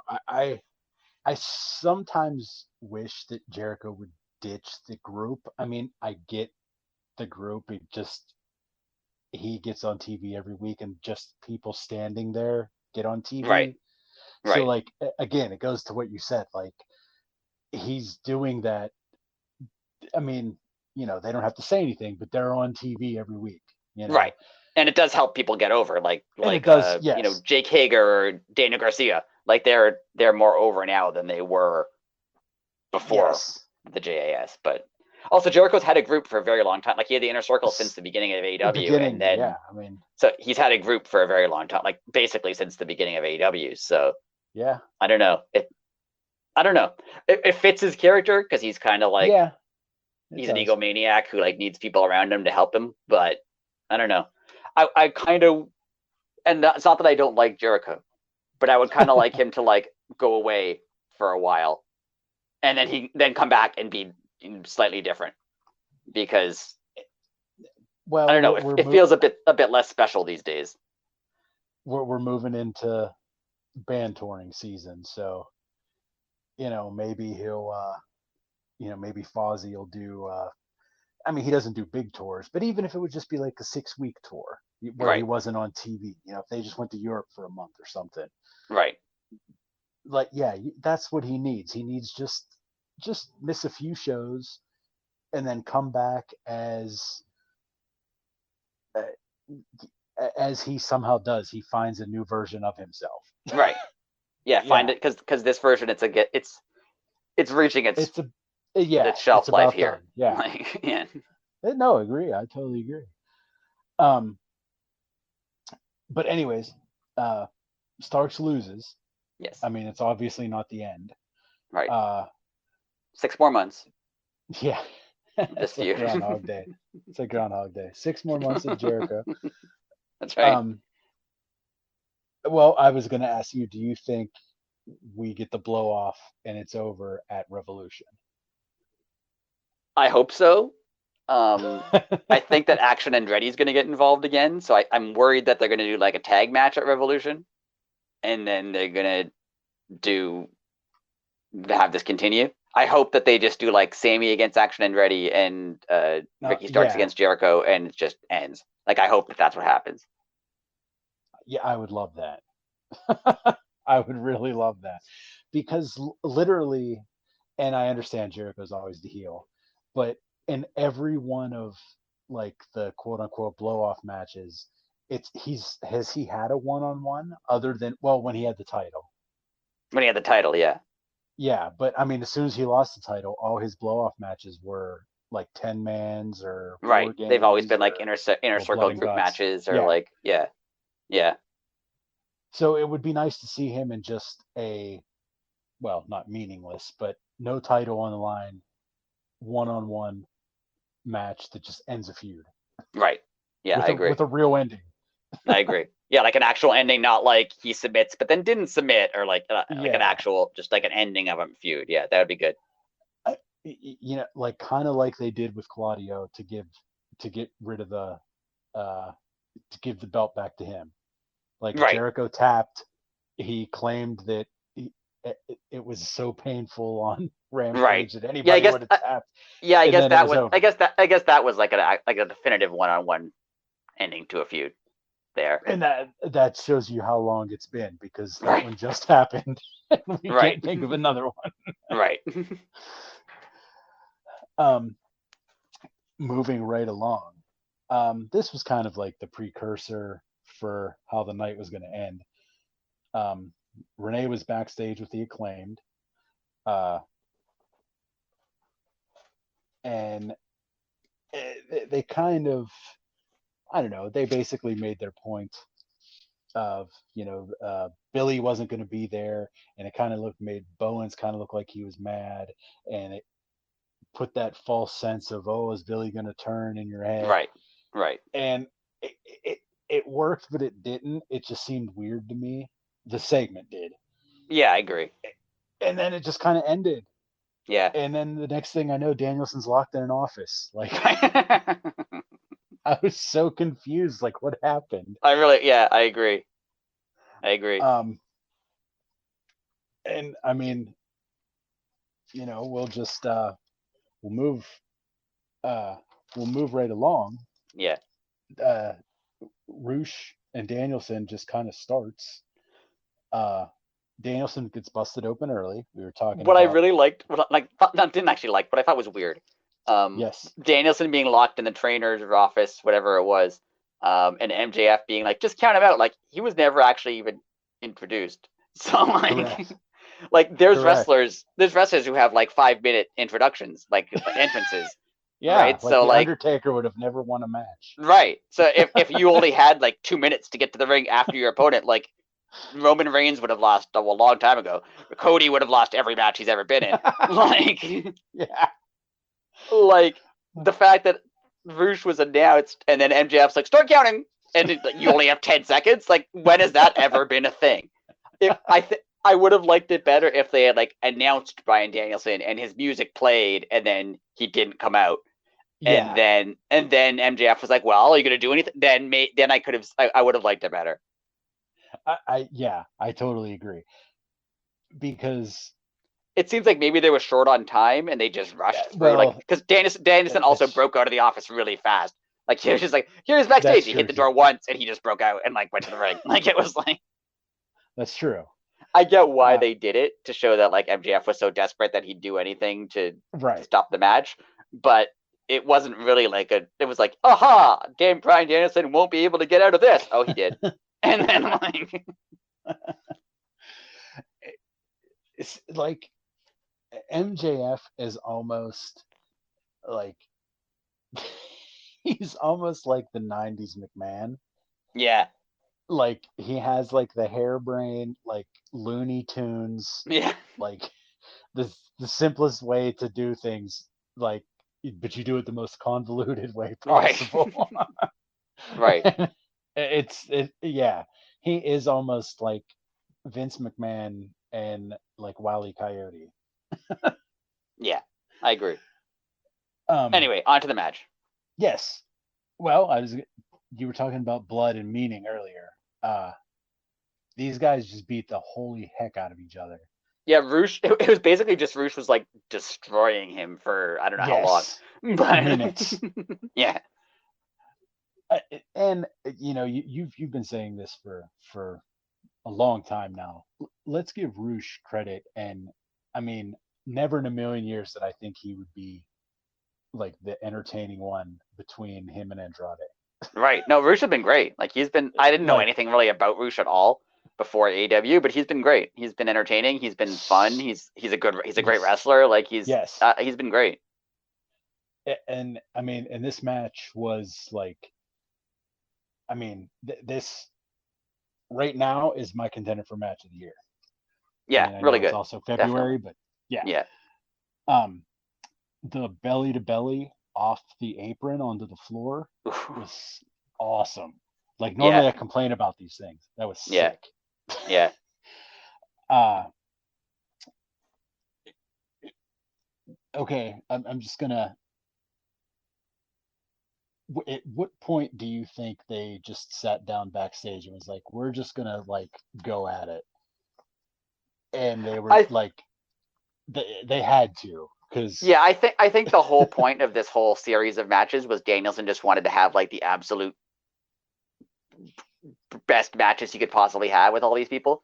So true, I could definitely see him before every match being like, whatever you think is cool, go we sh- ahead. Like just do that's whatever true cool too. things you could do whatever. Like he just wanted to have. I think this was kind of him just showing like, no, I'm great, and I want to have great matches, and like that's all he wants. Like I think if this is what he did every week, he'd be perfectly happy. Like just having matches like this even if without a gimmick or a meaning, like he just wants to have matches.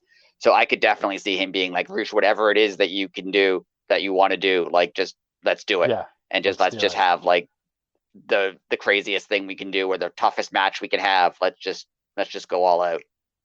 And they did. Yeah. uh, they earned their "This is awesome" chant.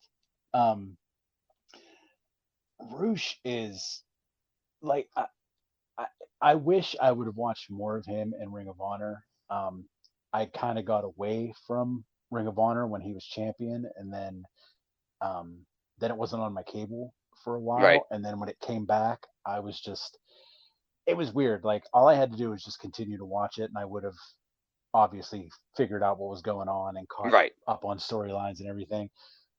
But it was like I had like 6 months of it recorded, and I was like, I'm never gonna watch any of Right. this. And I, and the company they said they were going under, and I was just like, Right. eh.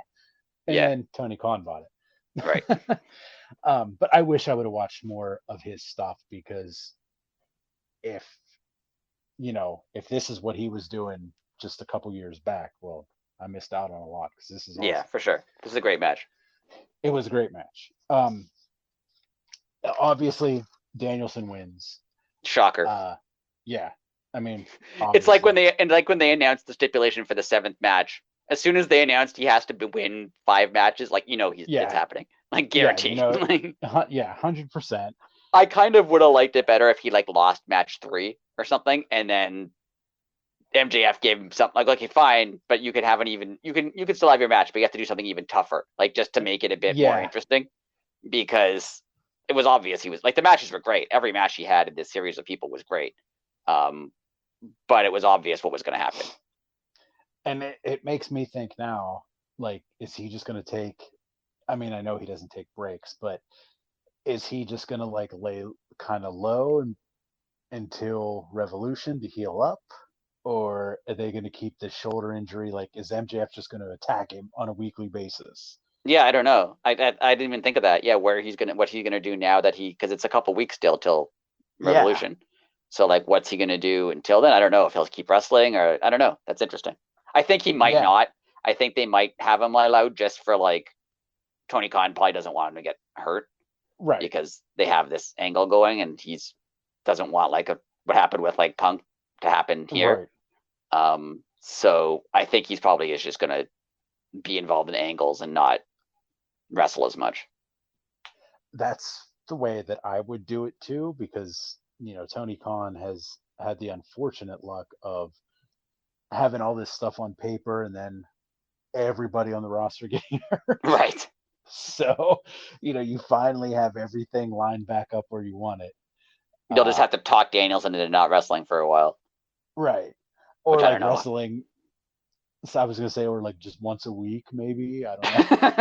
Like I, Because you can't have him wrestle and be like, oh, don't go all out on because he will. Like I don't think yes, yeah. you Like can't be like, he oh, doesn't wrestle know a how safe to. match this time. Like I don't think he can't. He wrestles one way, and I think Yes, like and he has to go 100%. So if he's gonna wrestle, he's gonna go 100%. So they'll have to tone him down somehow. yeah. And like I said, unless that literally just involves like, okay, we're just sending you home, Right. and you're just stay in your house for 2 weeks, and then you can wrestle for 1 whole Right. hour until the pay Yeah. per view. Like there's your reward, but just don't get hurt for the next month. Yeah, it's all you have to do. Just Yeah. relax. Yeah. um, well, we had a little crossover with the Impractical Jokers. I guess on like live commercial when they stole Jericho's bat. I don't know. Yeah. I've never Uh, seen that show, so I didn't know who they were. It oh, was it was a little weird. They did. I don't care, but it was a little weird. well, if you watch the show, those are just two of the guys that were on the show, Right. and their new gimmick for the show is they have a celebrity guest every week, and Okay. like apparently that's how they got Jericho on. Like, they stole his bat, so he has to go get it back. Right. I mean, I like how I get why they did it. Like it was an Yeah. It was an ad basically. Right. But it was a little. I don't. It was odd, but I didn't care. Like I forgot about it right after it happened. So. And that got us right into the match of the night that I forgot we actually still had. Right. It did, like, Top Flight started coming down. I was like, oh my God, this didn't happen yet. I totally forgot. Right. The trios titles were on the line, and yes. It was Top Fox versus the Elite, which yes. Top Fox is a great name. It's yes. fantastic. There's not much that you can't say about this match because it was awesome. Yeah. Don Callis on commentary. I mean, the Elite are just, I don't know who's going to beat them. Like, it almost has to be House of Black, right? Yeah, it's a little, yeah. Like I wanted Top Flight and AR, like I wanted them to win just because I thought that would be cool and I liked them. I get why they didn't, but I wanted them to win. But yeah, I don't know, unless it would have to. The only two teams I could see them beating, the only two teams I could see beating them are House of Black, or if the BCC gets together as a trio, because they're having a trios match on Rampage. If they decide to go after the trios title, I could see that happening. I don't know if that's how they're going to go, because I don't know if they're going to make them an actual trios team. But anyone else, I can't see them losing to. No. Yeah, like unless it would be like, I mean, you can't give it to the Dark Order, right? Unless they somehow get CM Punk and FTR back, that's the only other option in my eyes. CM Punk, FTR, yeah. Well, depending on injuries, for a good while. I was gonna say you right. could have Kyle O'Reilly, Adam Cole, and Hangman. That would be cool. Right. Yeah. But yeah, Kyle O'Reilly's probably. And I don't know if it'll be House of Black, because they've kind of stopped mentioning House of Black in relation to the Elite now. Like they're off talking about Eddie Kingston and Ortiz. So true. I feel like they probably thought about booking them against House of Black, but then was like they didn't want House of Black. AEW has this problem a little bit. They didn't want House of Black to lose, but they didn't want the Elite to lose, so they kind of just didn't have the match. No, that's true. The trios, like the I can't think of like what I want to say. Division, that's the word I was looking for. Yeah. The trios division is weird because there are a lot of trios, right? But none of them are the Elite. Like, right. And also it's a bit of a problem because every time you have a trio, you're now taking away a tag team essentially, right? Like true. The Young Bucks aren't going after. They're not having tag team matches really anymore. Neither's Top Flight. Neither's the Lucha Bros. Like once you put them in the trios kind of division, then you're taking away from the tag team division. Like the tag team division is kind of not weak, but it's not what it once was. That's very true. Because the Bucks aren't involved in it, the Lucha Bros aren't involved in it. Like they're all trios now, so it's a little odd. Yeah, it is. But let's before we move on, let's talk about AR Fox and how over this man is. When he had that 2-minute segment where he just went nuts, right? Like, yes. Like I couldn't even run that much. How is he yeah, seriously. I mean, dude wasn't even gasping for air. Wasn't even slightly winded. Like, wasn't even breathing heavy. Like, he just like. I would have died. Like literally just keeled over. My body would have just been like, nope, you're done. That was No, he too went over the much. ropes on one side, over the ropes on the other side, off the ropes. Like, he was attacking. Yeah. I don't know how that's even. Yeah. He's awesome. That was great. Ah, I've loved AR Fox for a minute. This dude is oh, I like this team. and Like this they're trios team so is good. they're so good. I really wanted them to win. Like, I really did. I thought it would be really cool if they'd won. I also missed Kenny Omega having singles matches, so selfishly I Yes. wanted the Elite to lose the belts so that Kenny Omega would go back to having singles matches. I get that he was recently injured, and this is a way to Right. not have him kill himself every night. But I kind of like, ever since I saw that New Japan pay-per-view where he had that incredible match, now I'm like, I want more of that. Bring him back. Like, the Elite is cool. They're funny. They're interesting. They have great matches, but like, they're not as good as a Kenny Omega singles match. I agree. Now, are we gonna get AR Fox versus Kenny Omega? Oh, that would be really cool. Yes. That I hope we do. I hope we I do too. I After do hope seeing this that. continues, because it was a really like close match, a really not desperate win, but like a bare win, like a very Right. small win for the Elite. Like, they barely won. So I would like them to maybe have another, have a singles match. That would be cool. I would like that. Oh, maybe we get top Fox and the Elite at the pay-per-view. Yeah, because what else are you gonna do, really, Right. with the Like trios yeah, titles? I Like, mean, yeah, I sounds like I'm gonna like saying that the Dark Order is not deserving of it, but like can't put the Dark Order in there because again, they're not going to beat the Elite. Like the right. Dark Order are good, but they're not going to beat like I don't know. You just the Elite are too good. Yeah, not saying it's a problem necessarily, but it is this this show and AEW, not AEW in general, but this show AEW quite often books a lot of matches where you pretty much know who's going to win. Yeah. Um, so right now, anyone against the Elite, other than if they decided it was going to be like the BCC, I would assume the Elite was winning every single time. Yes.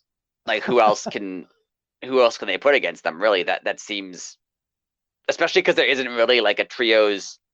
There's a trios division, but it's not like you Right. could see a team, wins every week for several weeks, and like they're beating bigger and bigger teams, so now they're at the level of the Elite. That doesn't really happen. So who can beat them, unless it's just, and if it's three single stars, realistically they shouldn't be able to beat them either, because they're not a trios team. Right. So yeah, I don't know what's gonna happen. Like the only thing that I could think of, and the trios titles to me could be the first like titles to change hands at like a Forbidden Door and go to New Japan. Right? Yeah, that would make sense. You know, like I don't want to say that those titles don't matter, but again, all the problems that we just said, like the trios division creates all those problems. It screws Right? with your singles division, it screws with your tag division. I could see like I don't know, United Empire or somebody winning Yeah, them, and I then could see that.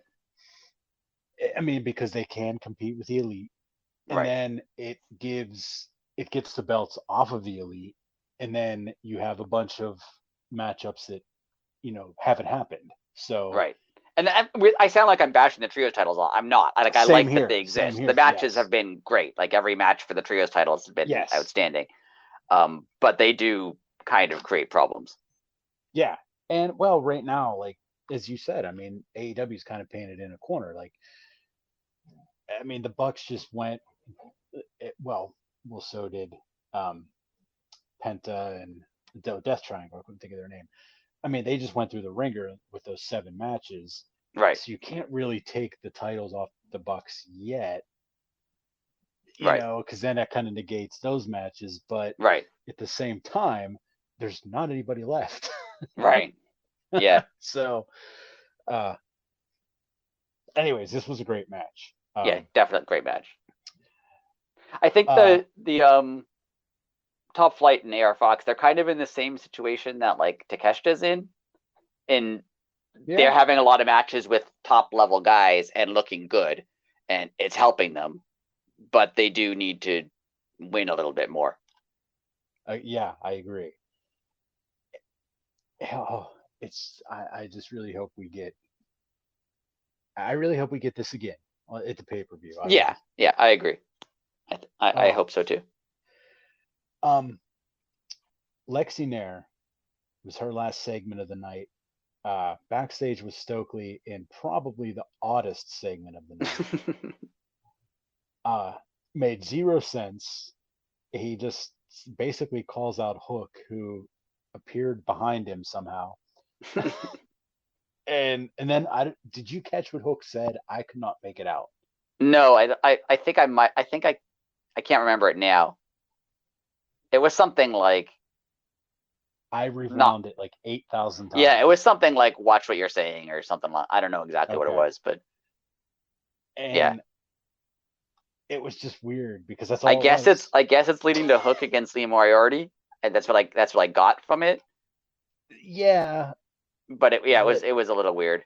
it Hook is was another guy where like not that he's winning all the time, but he's another guy who like they need something to do with him.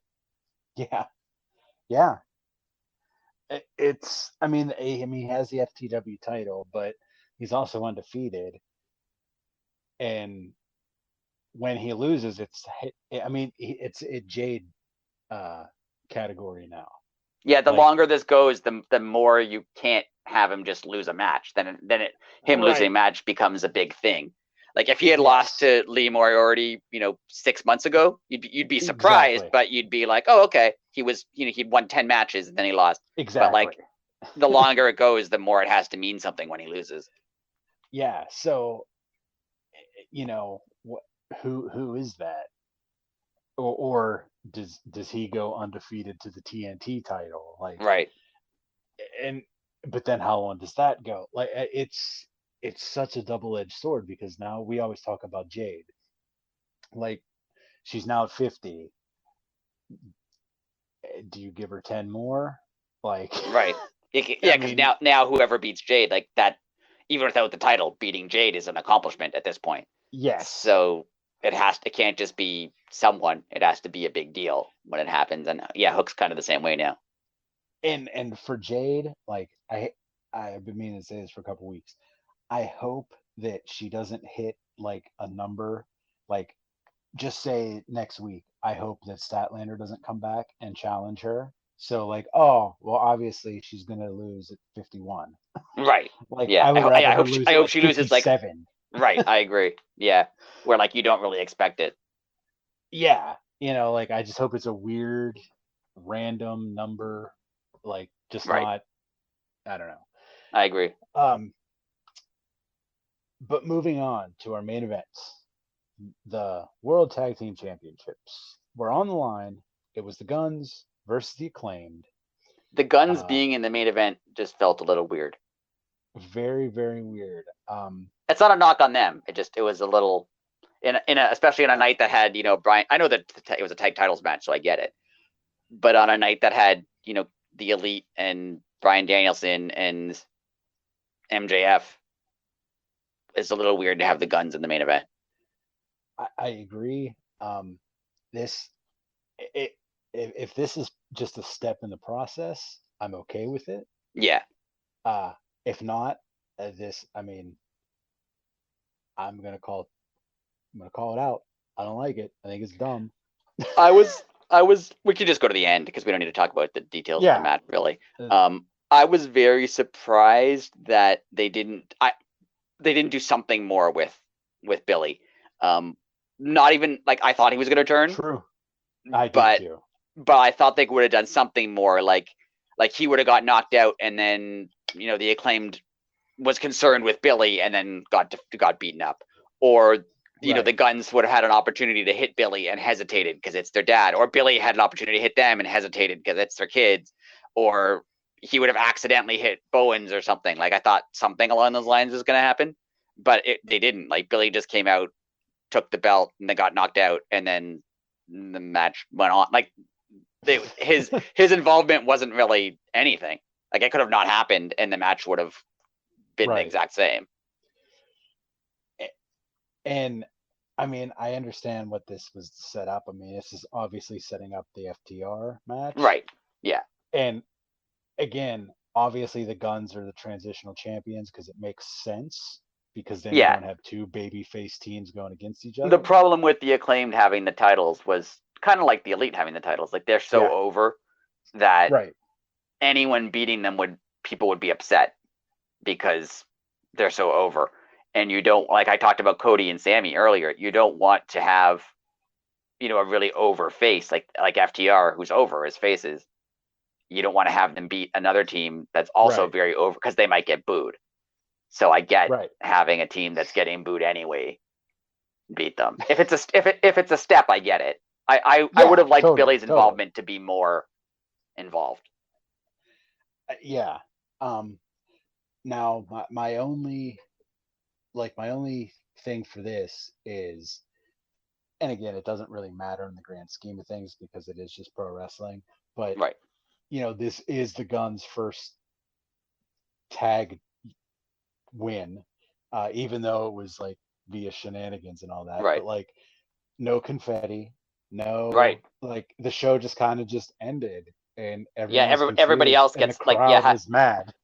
It's a weird pro wrestling thing that like Darby Allin wins or the Acclaimed wins and they get like a whole thing, and like I know their faces, so that's why they get a whole thing. Yeah, but if this was a sport, it's not like they'd ever be like, oh, we're not going to drop confetti for this team because nobody likes them. Because nobody likes them.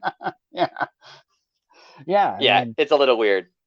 I thought they should have went all out like obnoxious. Yes, I agree. I would have been like, the end of the show is just, it was like a high school play and nobody knew what to do. Right. And it's like people were just standing there and the crowd was dead silent because they were mad. Yeah. And again, that's why I would have did the confetti. Like I would have just made it so over the top, like them like trying to like do snow angels in the confetti and stuff. I think what they were trying to do is show that everybody was shocked, even the Guns were shocked that they won. Like I think that's what they were trying to do, but it did come off a little awkward. Like everyone kind of just like, oh, it's over now. Okay. Yeah. Like it was a little do you think this leads to the Acclaimed and Billy splitting up? Because Billy got them in this match. Are they going to be upset with him for putting them in the match because they lost? Well, if you go to earlier in the night when they were giving their little promo, Bowens kind of gives Billy he kind of leers at him and doesn't necessarily walk away, but he gets behind Max and doesn't say anything else. I don't know if that was like on purpose for like, if they did that to be like, well, hey, if you would have paid attention, here was me on Wednesday. Right. Like, so I don't know. I don't know. I mean, I could see the Acclaimed being upset because they said that they didn't deserve a title match because they hadn't done anything. And then Billy's like, no, they should get one. I can see the Acclaimed, like, this match never should have happened, really. I can see them being annoyed. But they're also the faces, so that sounds kind of like whining. If they do, and if they turn on Billy, they're gonna like, they can't stay the good guys if they're gonna turn on Billy. It's, I mean, I can kind of maybe even still see a Billy turn here. Like he could say something like, for the first time in your life, you did something on your own. Like, even though it was like a stupid move, like. Right. And like, now I'm proud of you. And just like, yeah, I could see that. Yeah. Because they're going to have to do something because nobody is happy with this. Do you remember like when Sunny was managing like the Body Donnas in WWF and then the Godwins won? So then she just jumped to them, and then the Smoking Guns won. So she just jumped and started managing them. Yeah. I would kind of like maybe that would happen. Like Billy ditched the Gun Club or the Guns because they weren't winning. Joined the Acclaimed, and then now that the Acclaimed lost the belts, he's like, "Oh, my kids," and just goes back to them. Like he's just gonna follow the belts around. Oh, that'd be sick. Just like him holding on, like he could have that as his angle. Right, like he just wants to be like, he was a former tag team champion, so now he just wants to be around. This is his way of getting like his own glory, like just following around whoever happens to have the belts. That's incredible. I'm down. Yeah, I don't know. They'll have to do something, because if this just ends and like the Acclaimed moves Yes, on to a new feud, it's very weird. very. Um, well, well, we also have Rampage tomorrow night. We're recording this Thursday night, so a lot could change. Like that's also, don't take us for we Right, don't know the whole story yet. right. uh, but speaking of the whole story, we had a homework assignment. Yes. It was so fun, by the way. Yeah, I agree. um, we were both had to watch Brett versus Owen WrestleMania 10. Yes. Uh, give our 2 cents on it, and then I texted you and added a little bonus. How would you have uh, booked Owen differently in WWF/E? Right.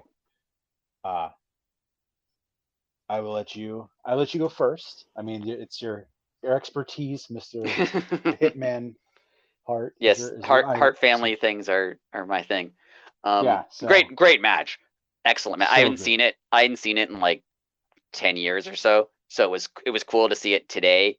I watched it earlier Yes. today in like with like modern wrestling eyes, sort of.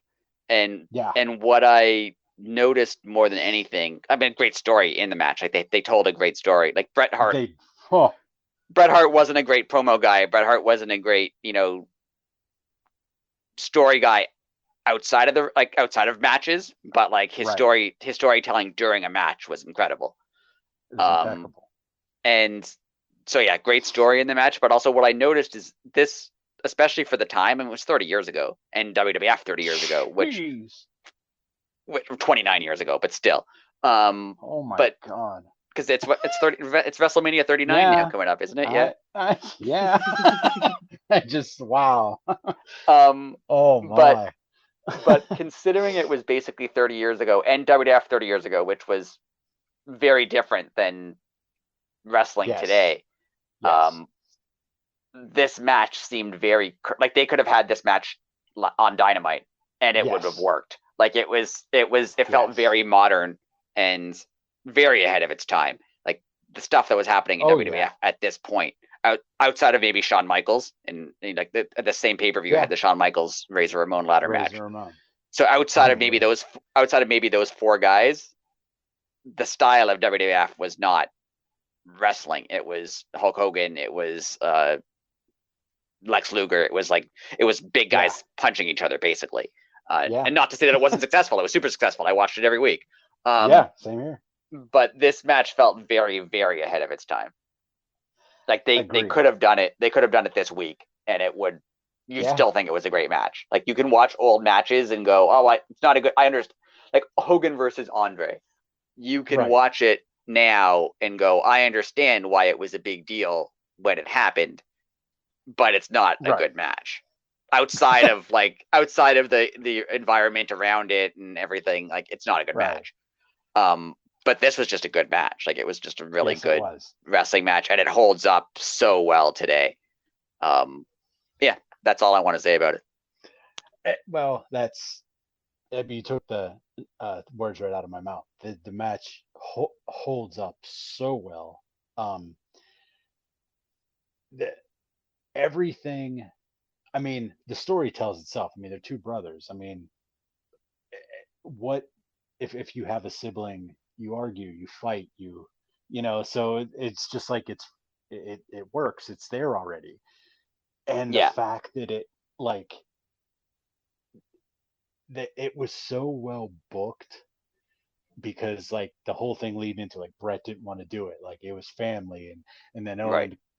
Owen being Owen was like Kicked his leg out of his leg, and he yeah, had to and wrestle him. just Yeah, like you don't want to do it because you're scared, and just yeah. oh And the match itself, I really liked the story of it. At the beginning, you could kind of tell that the point of the first half of the match was to show that Owen can wrestle at the level that Brett can wrestle. Because Brett, at this right, point, Owen hadn't had a really big singles career right, in WWF.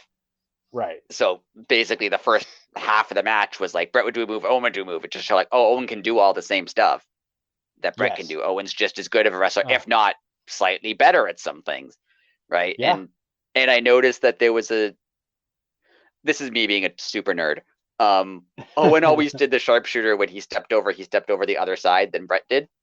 Owen Oh stepped wow. across, whereas Brett stepped forward. I've noticed. I don't know why I noticed it, but I noticed it like 30 years ago. Like it's weird Oh that I wow. noticed it. I was weird that I noticed it, but I did.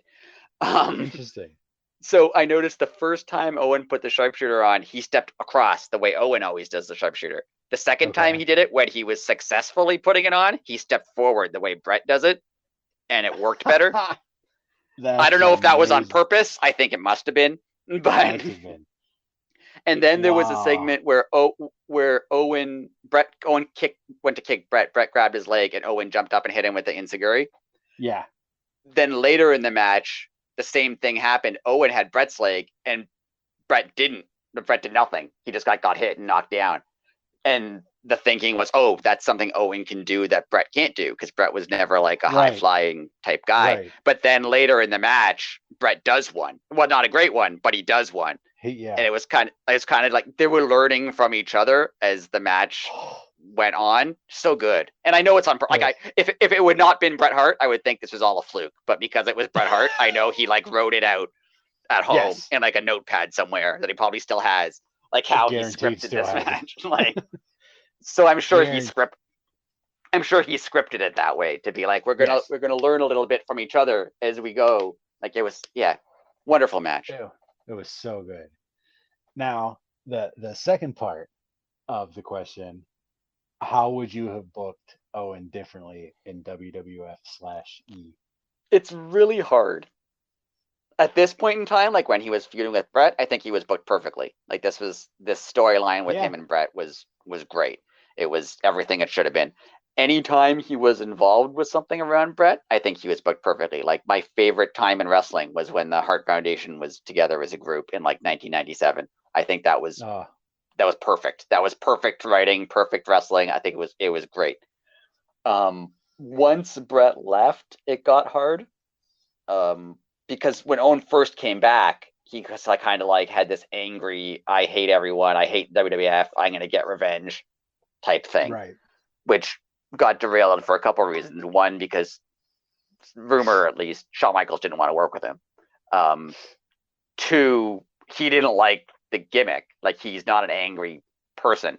Like that's not who he Yeah. is. Yeah. So it didn't really work. Um, but the problem is WWF at the time was angry. It was Austin and The Rock and Kane and it was like anger and screaming and cursing, and like that was what WWF was at that time in like 1998, 1999. Yeah. So it would be hard. It's hard to book a guy who's like he's a great wrestler. He's a good, not saying he doesn't have a gimmick. His gimmick is just not angry. It's funny. Right. Like even Right. when he's a heel, he's obnoxious. He's like he was a jerk. He like mocked crying when he was like wrestling Brett. Like he was a jerk, but he wasn't angry about it. He was annoying more Right. than anything. Um, so it's hard to book him. I think if he had gotten through the time period, not even like when I say got through, I don't mean like the unfortunate accident. I mean like Right. if he had wrestled in WWF a bit longer to the point where like Jericho and Eddie Guerrero and Kurt Angle and Chris, but all those people showed up, Oh he would yeah. have been He would. that would have been amazing Oh, he would because have had a resurgence of. by that point in WWF you didn't have to have like an angry anti-authority cool Right. gimmick you could just be a really good wrestler.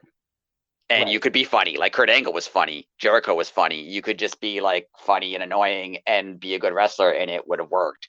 Like if they had got to that point, he could have done literally anything. Like he could have had amazing matches every single week. Um, but the time in between, like when they booked him as the Blue Blazer, I kind of get why they did it. Like I'm not saying it was a great gimmick, but he was funny. So you kind of Yeah. have to give him a gimmick where he's Yeah. in that era, like either you were a funny guy or True. you were a tough guy. Like True. there was no in that era of WWF, there was no other gimmicks available to people really. Like you were the Austin Rock Triple H guys, or you were like funny. So I get why they gave him that gimmick, but it did seem like a waste because he was just so talented, like in the ring. Yeah, But totally.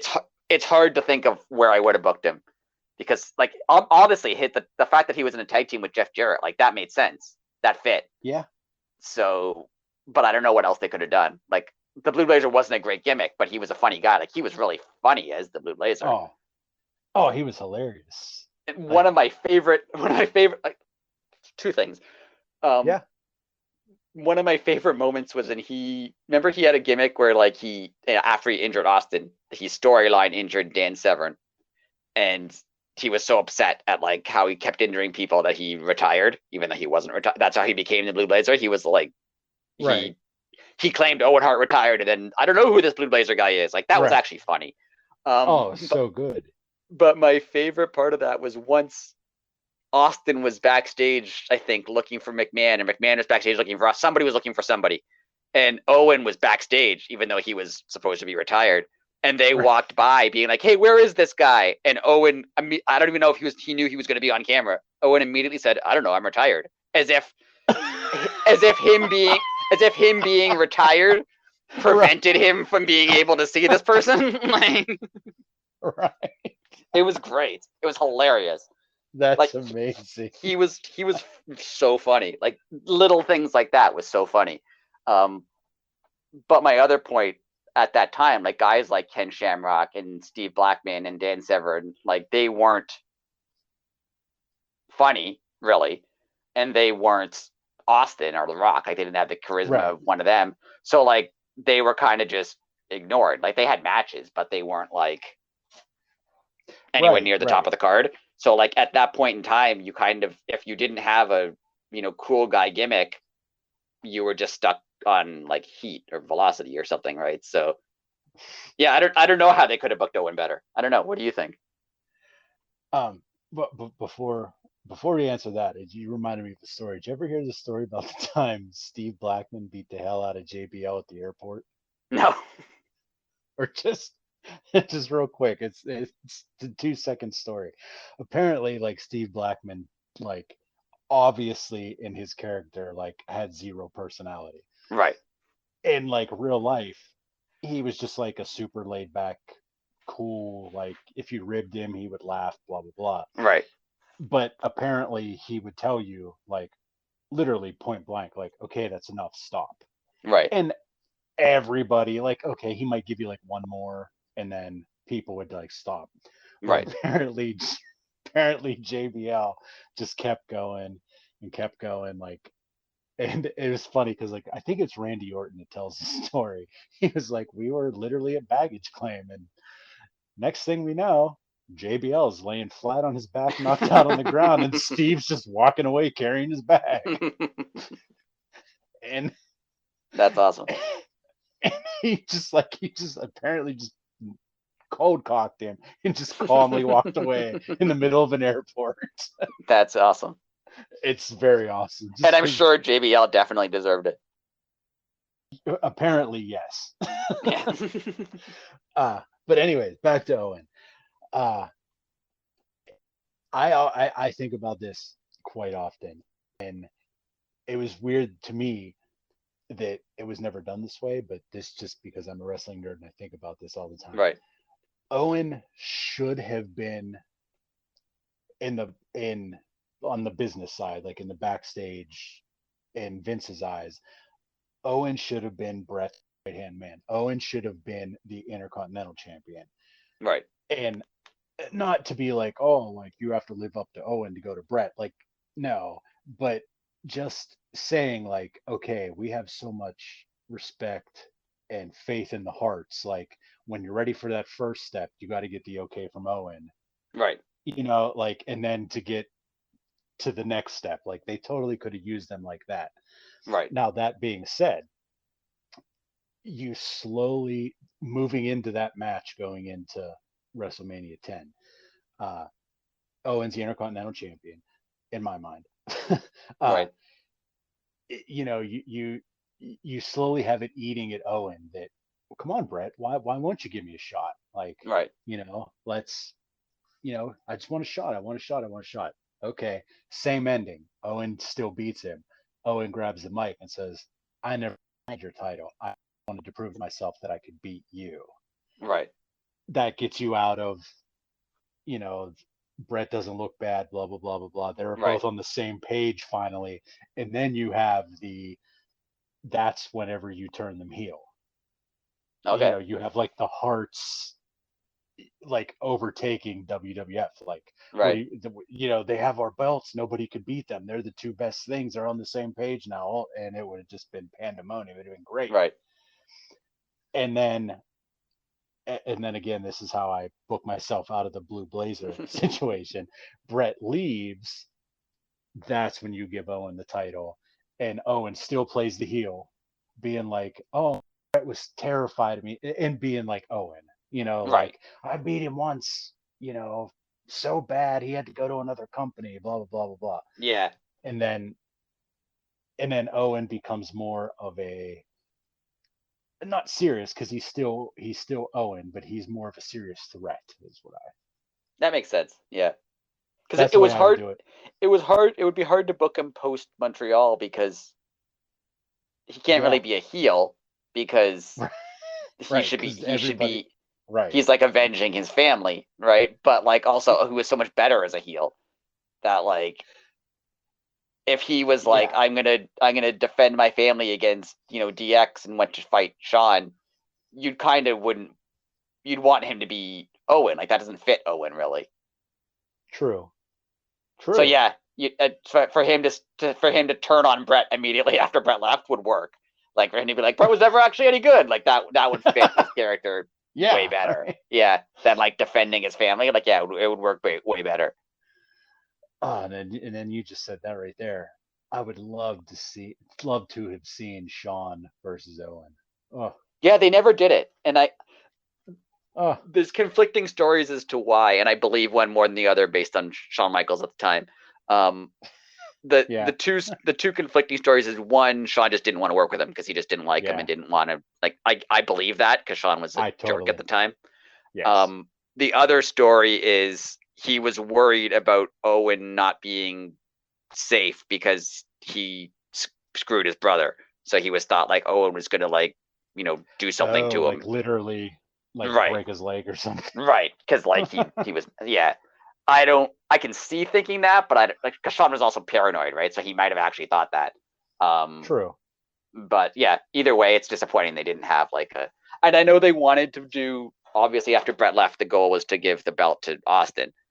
Right. Um, but it's a little. I wish they would have done like a Shawn Michaels Owen Hart little mini feud before Oh, the Austin thing. definitely.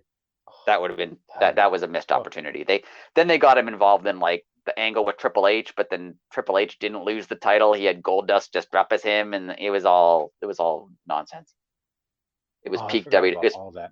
Pete, They yeah. had they yeah they had Triple H Goldust dressed up as Triple H, and then Owen beat Goldust Triple H, but then they counted it, and Owen got the belt anyway. Like it was all nonsense. And I think it's because DX just didn't want to lose to him, but it was weird. Pro wrestling in itself is just weird. Like, Yeah, those guys take another guy's opinion on a fake sport so seriously that, right. no, I can't lose, because then, like, oh, you do realize you get paid no matter what happens. It's not That's like the one thing boxing. that was cool. That was cooler about Owen than Brett, because Brett kind of was. I remember Brett being like, "I can't lose to him," but like, yeah, you can. You can lose to anybody, really. Like Yeah. it's wrestling. Oh, I don't think Owen ever really cared about that stuff. Like, I don't think Owen was the kind of guy who like cared about Same keeping his here. spot or like cared about looking bad. Like, I don't think he ever like he was just like he did it because he liked wrestling and like was just wanted to do a good job, basically. Like, He was that era's Danielson. right. Like, he just He wanted to just wanted to have wrestle like and be wrestling good at what he matches. did. Yeah. Right. Yeah. So it is cool. Nice. T- Segue into modern times. It is cool that they do the Owen tournament for him. I hope they, Totally. for all I can tell, they're going to do it again. I think it started in like April last year, so Yeah. hopefully they do Did it again. I see the first matches, or did they announce it? I think No, they Tony Khan announced had, Forbidden Door. yeah, yeah. Yeah, Dance Forbidden Yeah, Door, the show you were at. Yeah. yeah. So were there But I remember they had there might have qualifying been, matches, so that would I have was been gonna say there around. might have been some qualifiers. I think that was after, right around after Revolution. I think they started the qualifying for that. So Yeah, because I'm pretty sure I saw Adam Cole versus Ishii for the qualifier. right, yeah, I think that was a qualifier. Yeah. So Okay. I hope they do that again. I hope Also, they do. didn't I realize. hope they do a whole thing again, like a qualifier and like I make it a hope big so deal. too. Yeah. Sorry, I what were you also saying? You didn't didn't realize? realize. I'm pretty sure I saw Takeshita's first match. Oh, nice. There you go. Yeah, because his first match was either the week before the Pittsburgh show or the Pittsburgh show, and it was on. It was for Dark, I I feel believe. like it might have been So, because I think I remember you telling me, "Oh, you're gonna like this guy." oh, okay. Dude, it was so hard having to sit on Hook talking though. I couldn't. It was tough. Um, well, before we go, speaking of, uh, today I got my tickets for. Um, it's talking about April already, and it's February, but Yeah. For the April Dynamite Rampage, which There you not looking forward to another 8 hour. go. No, better, planned it out better this time. There's going to be uh, way better planning. I'm not driving to Oakland, so Well, there you yeah, we're gonna use Uber this time. We're gonna park where sane people park. go. um, but yeah, I'm excited. It's gonna be fun. Where I'm gonna meet up with Biddy from she was on a couple weeks ago. Yes. Uh, yeah, a couple other people are going. I think we're gonna meet up too, so it's gonna be fun. It's just Nice. gonna be a good time.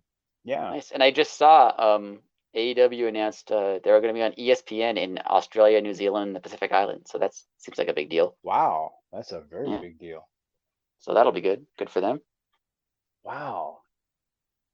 I totally forget that like sometimes like I mean Australia is like a huge country and like a first world country, but like it's I just assume that everything is the same everywhere else. Yeah, It's I America. think AEW doesn't up until this point. I don't think they had a deal in Australia. I don't think they aired in Australia at Yeah, all. what I was just So gonna say, like unless you watched online, right. uh, So that's good for them. yeah, because wow, that would be so like at least Fight exists. Like Yeah. kudos to Fight for existing. Yeah. Fight has been great.